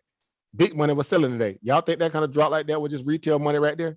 When the S&P 500 make that kind of drop like that on an hourly chart or a daily chart, do y'all think that's retail money? Absolutely not. That is not retail dumb money right there. Now they got caught in the crossfire with stop loss and this, that, and the third, but that ain't what initiated it. True story. Same pump headlines they pumped out 3 days ago, tried to get the market out. They tried to run them same headlines again today. What happened to it? Failed. Why? Because the move was already made. These people took this thing literally from 420, 410 to be exact, but 420 and ran it all the way to 460. Are y'all kidding me? How many days it took for them to do that? Here's 420 down here. 1 day, 2 days, 3, 4, 5, 6, 7, 8, 9, 10. Literally 10 days. Let me see. I got that right here. I got 10 days here. 1, 2, 3, 4, 5, 6, 7, 8, 9, 10. So roughly around about 10, 11 days. We'll say 11 days. So in 11 days, you went from 420 to 460. That's crazy. That's an entire year worth of work, guys, in some cases. Right? Especially for the SPY, something like that. Almost an entire year worth of work in 11 days. That's a new biblical moment. In 11 days, they rested. The market makers rested. There goes Resty. There goes Resty, boy. Look at it. Put some oil on that thing. Yo, man, that's funny. Yeah. True story. And they did. Ain't that something? And they did. Look what they did. Here's the money to show you that they did it. Look at the outflow. And they just commented today with the big one. Look at that big old bearish and go for Canada there. Boy, y'all know how much money was made in that hourly candle right there alone? Mm-hmm. Look at the size of let's go to the OHLC, boy. Take that thing to trial, bro. Right? Take that thing to trial. Look at that OHLC. Somebody give me that OHLC right there. What's that OHLC on that hourly candle right there? What was open on that candle right there? 455.52. What was the high? The high was 455.65. 13 cents, somewhere around there, right? What was the low? The low was 451.51. So we talking about almost a full percentage point from open to close, dang near. Mm-hmm. At its peak to trough, it was over 1% in 1 hour in the SP 500. That's the equivalency of about 4 points that dumped in 1 hour. Do you guys know how much money was made on puts in that time frame on that counter right there alone? Imagine a lot. I'm kidding. We talking about people entire annual salary was made in 1 hour worth of work in put contracts if they were levered up. The market tough. give it and the market Take it away. only to turn around and give it right back if you know how to play reversals. Yep. How that work? That's crazy. This is the technician that we all are destined to be. You're mapping out money. If the bane of your existence was figuring out how to stay competent in a way where you can make money, void again your job, Mr. Charlie, whatever. If you don't have to struggle and deal with people, human error, and people hold a dime holding up a dollar, and you have to eliminate all the different variables, you can find a place where you can just make money at this extent. Wouldn't you want to give it your best? All you got to be what? The best at it. Mm-hmm. Because now people can't mess up your what? Mess up your flex, your moment. See, this is the importance of why this stuff is important. We train the way we want to what? Play. Don't they say that? Practice the way you want to play. Yep. Train the way you want to perform all that. It's the same thing. Yes, Allen Iverson. All you Allen Iversons on this call tonight, look, practice. Talking about practice. You talk about practice? Practice. That's right, bro. Show up to practice, bro. Well, when you can, of course. Y'all know what I mean. I'm just saying, utilize these moments. Either go back and rewatch it, or just, again, not just you don't have to even watch me, because y'all know how I am. I'm equal opportunity. I'm like, go find people who are putting out this information and just gobble it up wherever you can, whenever you can. That's right. Back test it, run it up against other people's mindsets, see exactly what people are talking about, whether or not if they giving you good sound, good information. You can back test this stuff. That's what I love about it. The market is so great that it's no one man that got all the power. Right? We're seeing the same thing that Warren Buffett's seeing right now. That's a fact. That is 100% fact. And if he bought calls up here at 460, he eating crow right now. Mm-hmm. Taking an L. Mm. And here it is, get what you bought up there at 460. You bought some puts. Yeah, he eating crow and you eating quail. Yeah. He got the whole. He got to hold that L today. Boy, I'm looking at him. Like a chant, like a boss. So you say like that L like a boss. Let them see. Don't let them see you what cry. Put on that smiling face, but you crying inside like God. Oh boy, Joe got me on them. But this is the reality of that. Retracement, reversal. So really quick before we get out of here. See, wherever you go, there's people documenting the information. The same that we talking about. They say document it or it didn't happen, right? Y'all probably heard that saying before. Document it or it never happened. We're doing just that when we do this stuff, guys. We're building a body of work. So whenever at some point whenever we leave here, guess what? We got kids, we got family members where we're documenting our body of work. We're putting in work. And great thing about it, we're not doing this for bragging rights. We're actually doing it for a bag. Ain't that a difference? Your whole energy change when you know you're not having to feel like you got to compete. Y'all ever notice that? True story, real talk. For the bag, yeah. We're doing it for the money. We ain't doing it for the clout. We just want to get that money. It's a different, right? Because we got actionable intel, literally actionable intel. A lot of people they gotta flex to get their bag. They gotta flex. We ain't even gotta flex, right? Think about that. True story. Yep. And y'all just walk around. People don't even, man. When people walk up on y'all, they don't even know who they gonna meet. You such a wealth of trove of information and opportunity in itself, and you got all this potential power magnified. You make a joke a day if you're able to share the game with them the way that y'all get. And guess what? They'll see the game the same way that you saw it because it's all open source, open book. Ain't that something? Yep. Ain't nobody like, I got this secret, dog. Trust me, I got this secret, but I got that secret where you have to pay me $20,000 to get this here. But I'm sorry, I can't give it up less than $20,000. You be like, look, you hold on to that. You're gonna need it more than I am. Trust me, bro. Trust me, you're gonna need it more than I am. Because when that well run dry and you can't hustle it any longer, guess what? It's out of there. I'm still on fertile ground. Boy, I ain't deplete my nitrogen in my soil. Look at that. my soil still fertile. Facts. True Facts, story. my guy. Because it's all about what? See that right there? See this right here. This opening title right here. What that thing say? Not the title, but this opening segue here. What that thing say? What you'll learn. What you'll learn. It ain't even focused on what you gonna earn. It always focuses on what you gonna what? Earn. That's why we say what? Learn to earn. You got people out there like earn your leads, all this stuff. If you got these different things they putting out, man, earn this and that. Look, you can never have. Our saying is very simple, right? Knowledge what? Knowledge brings what? Power. Knowledge brings power. Power equals what? Profit. Power equals to profit. It has to be in that order, guys. I'm sorry. You can't do it no other way. 1000%. You got to get it this way. Ain't no shortcuts in this. You can get lucky, but you won't be consistent. Notice that.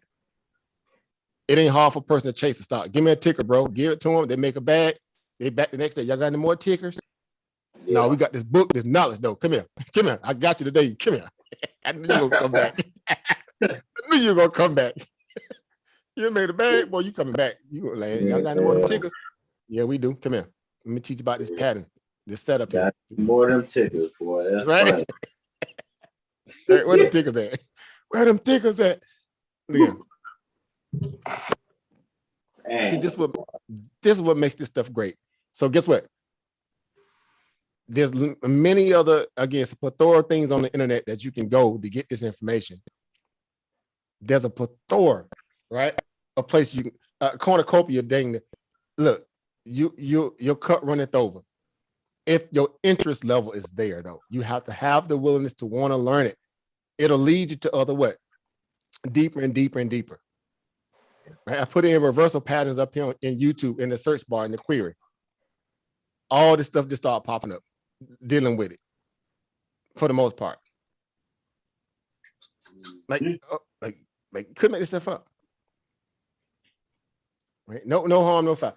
So really quick, just 2 seconds here. We can get ready to get off here. All right. Let me go over here. Look here. Look at it right here. Between reversal, continuation. In this course, you're going to learn how to identify the patterns, the classifications between reversal, continuation, and neutral patterns, and also the classification between bullish and bearish patterns. We're also going to study the logic behind each pattern and different ways to trade them. At last, we're going to make some conclusions about the use of chart patterns and explore some advantages and disadvantages of this trading technique. The goal of this course is to show you the reality of using these patterns, which is something that most trading educators tend to purposefully ignore. Right from the start, I can say that I'm not a fan of these patterns, but I want to create a reference for people to learn the advantages and the pitfalls. So that's why I created this free course. I believe it's a good idea to learn these patterns just for the sake of understanding their limitations.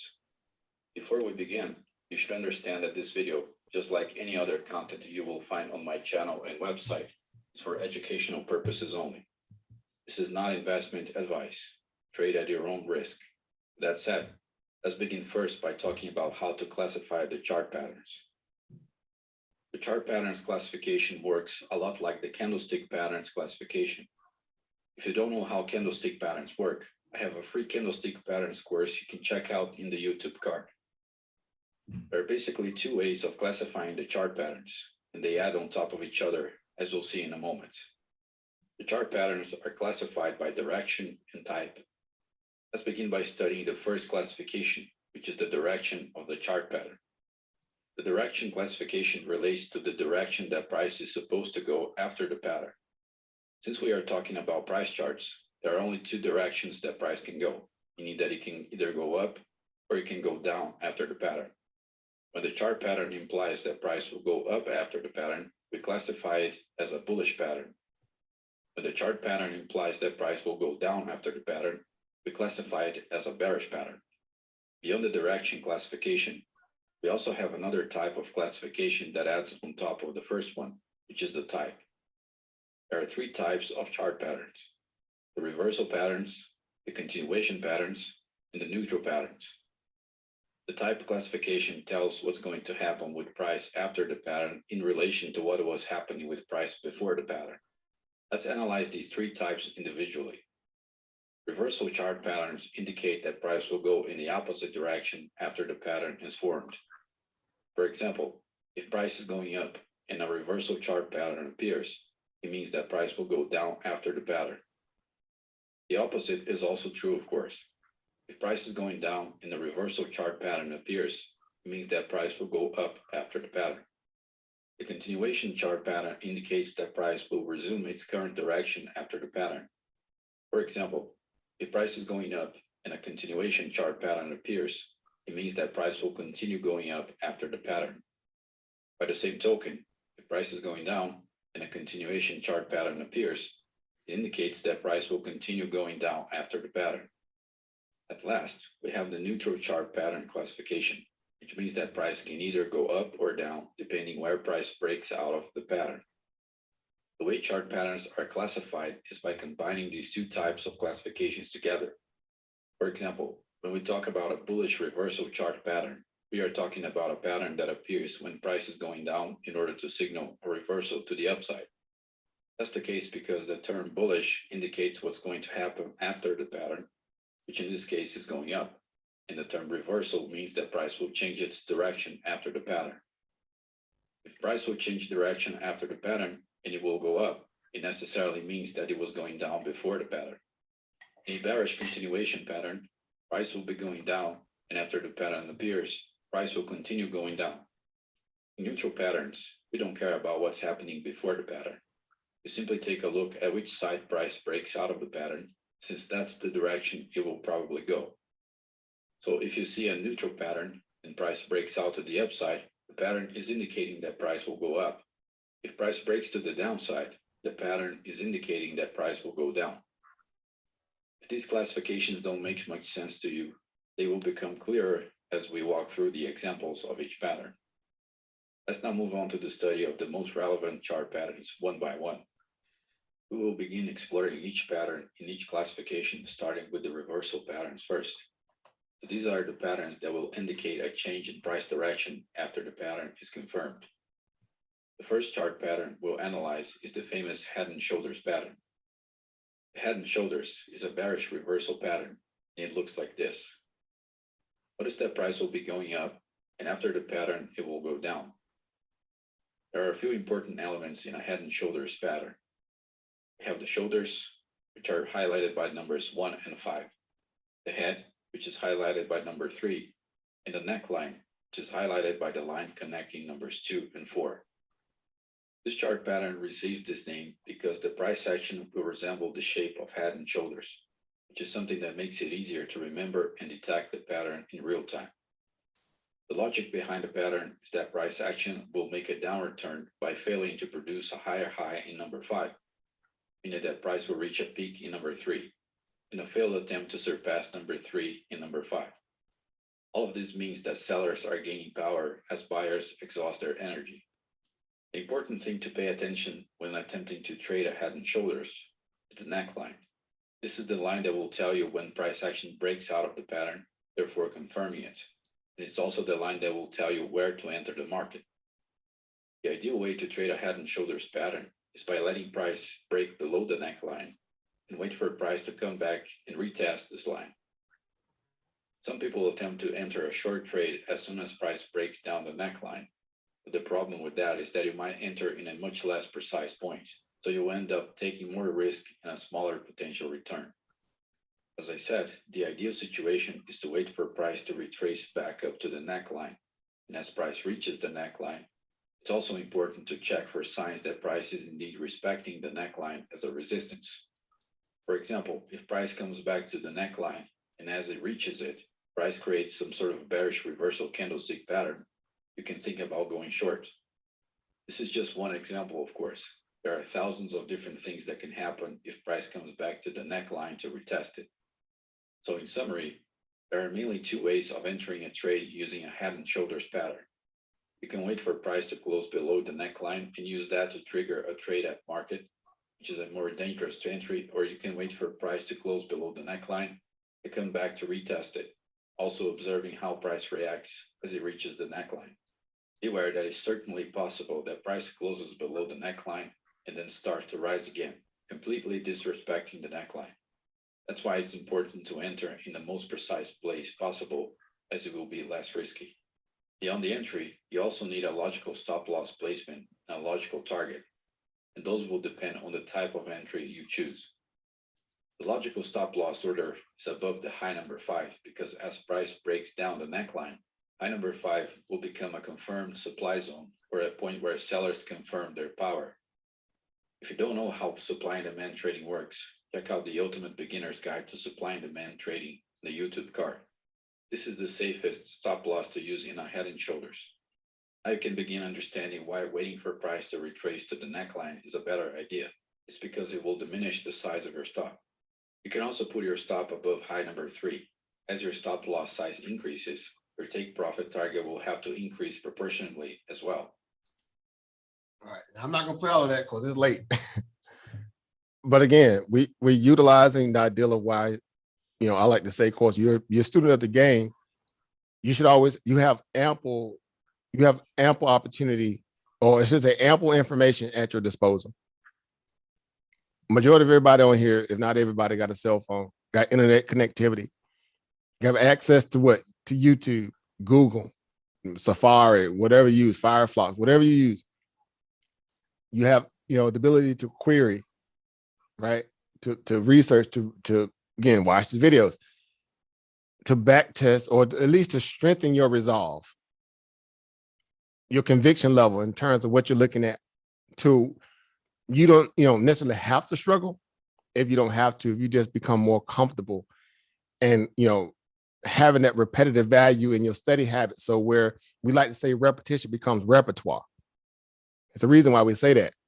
It sounds catchy, but it's reality. Markets are just one big pattern, one big trend. They are, literally. Markets have memory. We say that a lot. It's all relevant, right? It's all relevant. You can play these things in a way where you'll be so surprised exactly how they just, how they shake out sometimes. Again, it could be pinpoint accuracy, or it could be close enough where you can say, I see what's starting to happen here. Now, the same way you have a equal value of a particular head and shoulders, you can have a downtrending slope one in the same way. You can have a head and shoulder pattern on a decline. It'll be popping, making a rally, big hard rally, come back down here again, and then break and go low, even on the downtrend. It don't necessarily always have to be parallel. hypothetically, if you just looked at this little pattern here, now it don't look like a complete one, but initially you will say, okay, well, again, it's bouncing off at around, this little area here. We kind of had a lot of support here. So if this was downtrending a little bit, you will have like, okay, well, this would be kind of like a small shoulder. This area here would be like a little small shoulder. Of course, the resistance at the top, there's your head right there. It's all when you look at it from that perspective. But again, we're talking about a down sloping perspective of it is in the same breath too. Your eyes will get trained on how to look for this kind of stuff. All right. You'll get comfortable in finding little weird things even like that. And it'll also, again, strengthen that. And then you write up on a moving average here. Look at that 20 moving average. This little, blue line here. It just pinged off of it. Ping, ping, ping, ping, doji, and then rolled out, right? And it was the end of the quarter. Today was the last day of for the first quarter. So you had outflow, a perfect recipe for disaster. You had a resistance at 462, clear as day gap fill. All these different negating factors on bullish sentiment had already rolled the gravy train through, with biscuit wheels. Recipe for nice little pullback. Spotting the reversal signals. Not hard. Really isn't. Again, it's about risk management, understanding, what's your risk probability value here? What's your risk versus reward in this moment? Once you spotted a hard line resistance point, a hard line pivot. Again, kill box moment. Kill box moment all day, every day. So that's why these things become, again, there's your straight line, right? There's that midway point, so to speak. Right, there's your top half. Y'all know how we like to do this stuff. There's your top half, there's your bottom half. Of course, now you're in the bottom half perspective. If they don't, try to save it tomorrow and get a small little, kind of flashback, well, you already know the resistance points, because guess what? Look at the candles to the left. Those are going to be your hard line points. It's going to hit. You're either going to blow through them or it's going to hit them and have problems. And if you want to be really, really intricate, you just tighten down you tighten down your time frame, and then you'll know exactly what those areas look like. All right. We take all those off the screen. You do a little, what they call a little down play here. 30-minute chart. 15-minute chart. You can spot those moments real quick. There's your 200. You close below the 200 moving average on your 15-minute chart. Definitely bearish energy. Not that it can't come back and overtake it tomorrow, but definitely bearish energy right there. Top resistance of this candle here alone sitting at 454.17, somewhere around the 454.27 on the 15-minute chart. Even if you hard retracement back, you're gonna hit those areas there, and that's gonna be some frontline resistance there. And look to the left here. Look at that chatter area right here. Same way. Man, this stuff is great when you, again, back testing, man, look. Best thing ever. Best thing ever. It builds confirmation bias, conviction, all that. You don't have a hard time putting on opportunity or putting money, risk on value once you can, again, make those kind of distinct, detailed observations. I mean, that stuff takes every bit about 5, 10, 15 minutes of your time sometimes. Once you get comfortable in doing this stuff over and over and over, it don't take all day to do this stuff. I guarantee it don't. I've been looked at like about, 10, 20 charts, and maybe 30-minute time frame, 30, 40-minute time frame. I looked at 10, 20 charts and be like, okay. This is interesting. Okay. Wow. All right. Yep. Note this. All right. And I'm on. I go and look at something else. I go look at some news or something. You'll get comfortable in doing that. Not that you have to spend your entire waking existence doing that. I'm just saying, I know this stuff go once. Once you're comfortable and utilize the markets for whatever reason, you know how to get through information in a way where you don't have to spend all, you don't have to feel like you'll spend all day doing it. But it's all, again, actionable intel is my point. When it's all said and done. All right. So again, a lot to work with. So again, you guys know how to use YouTube, Google, whatever, right? Everything that we do has a path to what? A path to perfection, as one would say, right? It's your path to perfection. Why? Because now we know what to look for, how to interpret it, and how to make what executive decisions afterwards. That's the money shot, as they call it, right? Is what you do afterwards. You took all this information in, processed it. Now you know what to do. At least to the point where you can test it towards what? Other sentiment in the market, meaning other investors, their money flow, right? The candles, the volumes, the patterns, the trends, what they mean distinctly. Not hard to kind of, grasp, exactly what's going on in real time. It makes sense? You guys with me here? Yes, sir. Yep. All right. We building something here, guys. We're building something here. We're building something, right? Again, it's the Q University, right? It's that idea of, again, look, you guys in control of this moment. Ain't nothing better than when you in control of the situation. Y'all know how this stuff feel when you got that kind of level of what? Control. For once, you ain't got to worry about, again, a joke or what? Throwing a monkey wrench in your moment. It's a one-man army perspective that serves you better when you can use your think tank, meaning your group, your Ubuntu moment. So either way, you are in control. Make the best of it. Make the best of it. That's the only advice I have. Make the best of it. And realize it's a marathon, not a sprint. One pattern may come and evolve and close, and another one may be opening up. The market is always cashing checks. Always cashing checks. Even in down days when it looks egregious, like that those candles, what happened today. Look, I swung puts. I was saving that bacon. I mapped the bacon, and I was saving that bacon. And now, what, it's frying, right? That little vegan bacon. I got that vegan stuff. And now it's cooking. It's cooking now. I waited for that reversal right there. I mapped it out, spoke about it.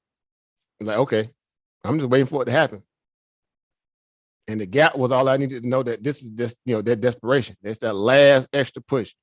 They gapping up now. Massive gap up like that, just acting up like that. Yeah, they desperate. They trying to hurry up and hit that goal before we get ready to close out the month, right? Close out the quarter.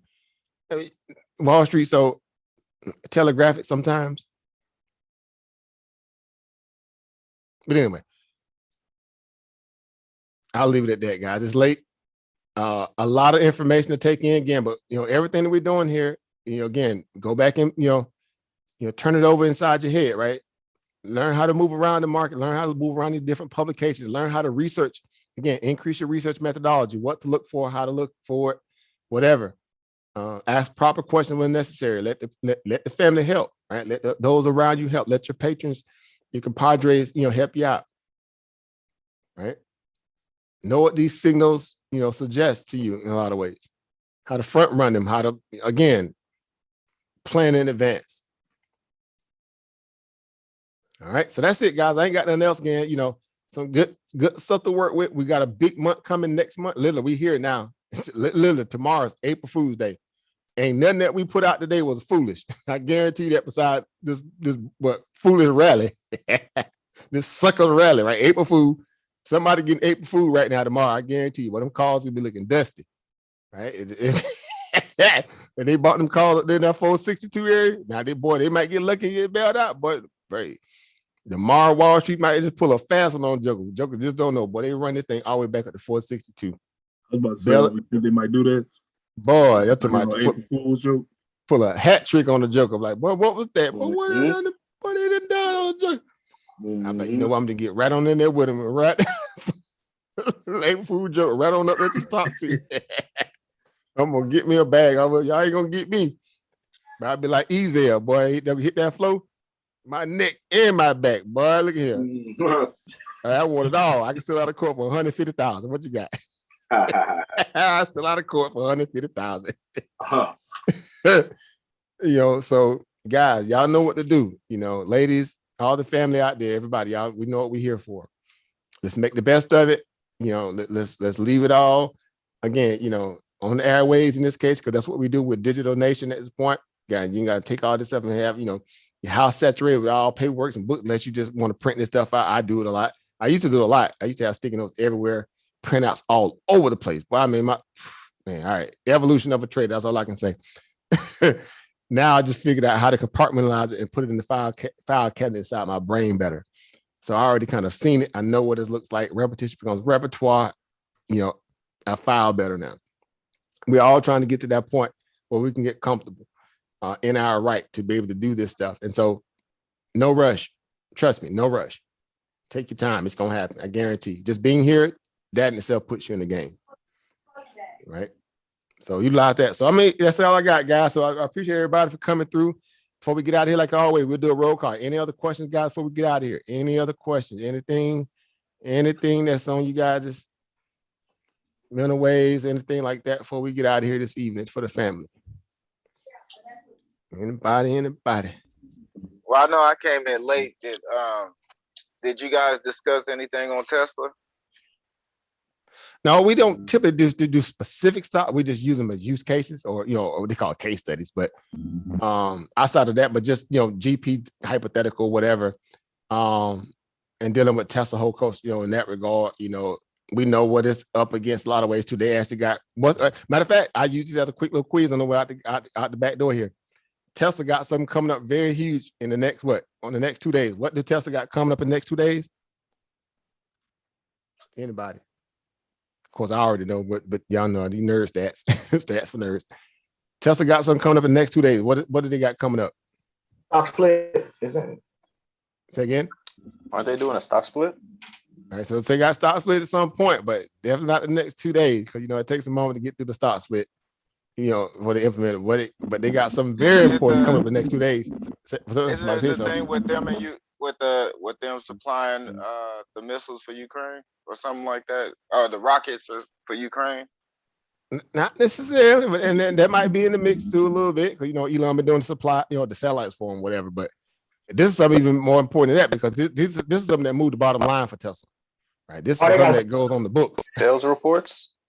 All right, so close, right? So now, see, you getting hot, you getting warm, getting hot. You getting hot though, David. Well, they got earnings. Not earnings, but something like it. It's something like it almost. It's a precog to earnings. I put it that way. It's like a precog to earnings, like the Minority Report movie with Tom Cruise, right? You want stop the crime before it happened. Say again. Somebody said it. A vehicle subscription or something like that. Yeah, close. You got it right, but you just saying it. Saying it a little different. But yeah. But what do Tesla? I'm gonna dumb it down really quick. What do Tesla? What do they offer? What do they do? Vehicle. Oh, okay. What do they do with their vehicle? Do they what? Do they make them, or do they buy them already assembled? Yeah, make them. So that means if they make them, that means they do what? They what? Manufacture them. Right. Another way of saying manufacturing is what? Or produce. Or there you go. So if they produce, that means they have to have a what? Production, right? It's production. So their whole ideology behind the value of their scale is based upon their what? Production. So you have to give me a report on your what? Production. Because that tells me whether or not you what? Producing in a timely manner. Are you capable? Are sales number. Or you growing, right? Your scale, right? Value equals volume, right? Or volume equals value. Basically, I say it that way. Volume equals value when it comes to production. Make sense? It's a very turnkey value in that regard, because the more you produce, obviously there's a demand. That's what it's a number coming to it. These numbers are static unless they change them, right? You can map out what they're making in revenue based upon their car production and sales, right? They deliver. So they got what? Production and delivery numbers coming up. Yeah, they always do it on every month. Put on Saturdays, yeah. Yep, every month. Mm-hmm. So that has a lot to do with what's going on. So Tesla been made a big move just recently because it bounced off its lows around 700, went all the way up in there, what? And then 1100, hit some resistance up there, clear as day, following the broader market. Y'all know how this stuff go. And now we're back down here at what? Well, not necessarily back down, but we're getting ready to face what? Face the music. Now, they're expecting them to beat. I think the projection is that they should prompt out about 300 and I want to say 31,000 The estimate is around about 307,000. But here's the kicker. What just happened recently in China? COVID cases. COVID. So they back into what? A lockdown. Shutdown mode. Right. So the latest city that got hit with a lockdown was who? Shanghai. What's the importance of Shanghai? That's where Tesla factories are. Right, or its factory, right? The what they call Shanghai, right? Yeah. And so now y'all, I know I'm old school. I said that. Y'all remember that old school with big problems in Little China with Kirk Douglas? Y'all remember that old movie? Yeah, I remember it. Hey, old school, boy. I went old school, y'all did, boy. I love that movie. I ain't gonna lie. That movie funny too. Boy, so it's big problem in Little China right now for what? The American company that's sitting over there in Shanghai right now. Or it's just in Greater China too. Apple, Foxconn. Remember, they got hit Wuhan, Foxconn plant, and they still bought that trash up because they know that's a good stock to hide out in, right? As if those wasn't pressing problem. But nonetheless, markets can remain irrational, loans can remain solvent. The reality is that Tesla made this humongous bounce, right? They made this large in life bounce here. And, here we go. Right, here we go here, where now, you made a big old run. I mean, that's literally, look at this. It's literally 700, because it was like 700, so whatever, all the way up here to the base of 1100, right? Now, you talking about what, 400 plus points. And again, we're talking about 10, 11 days, same way with Apple and all the other stuff. And you don't get that kind of move an entire year in some cases. But it's Tesla, right? Like, that's Tesla, though. Tesla just retarded like that, right? Right? Y'all know what I'm saying? It's known to making crazy moves. But look what they're doing here. Now you went up here and make this egregious move. Now, if the broader market is still showing weakness, it can be hit or miss. Even with production numbers, you're starting to make that rounded top. We just talked about that. Reversal patterns, right?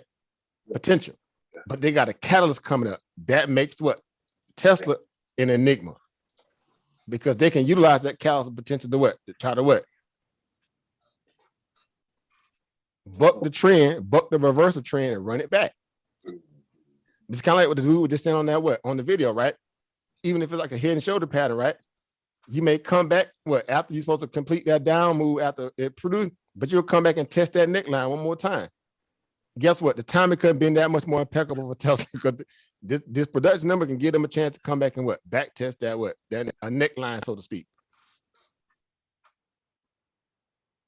Right. So again, it can go both ways. They expect it to be, but here's where it gets crazy because again, big trouble in Little China coming for the next report. Is it not?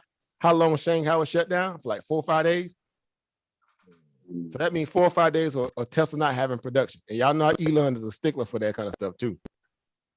Now he's gonna be able to crack the whip. He's gonna crack the whip on somebody, but you're gonna be working overtime to try to make him back. Y'all know how he is. True story. Boy, true story. You say you're gonna be cracking the whip in switch shops? Boy, that electric whip, but that thing gonna be electric too. Straight electric whip. But nonetheless, we'll be able to kind of see how that turns out, whatever. Get it backed off the high of over 1100.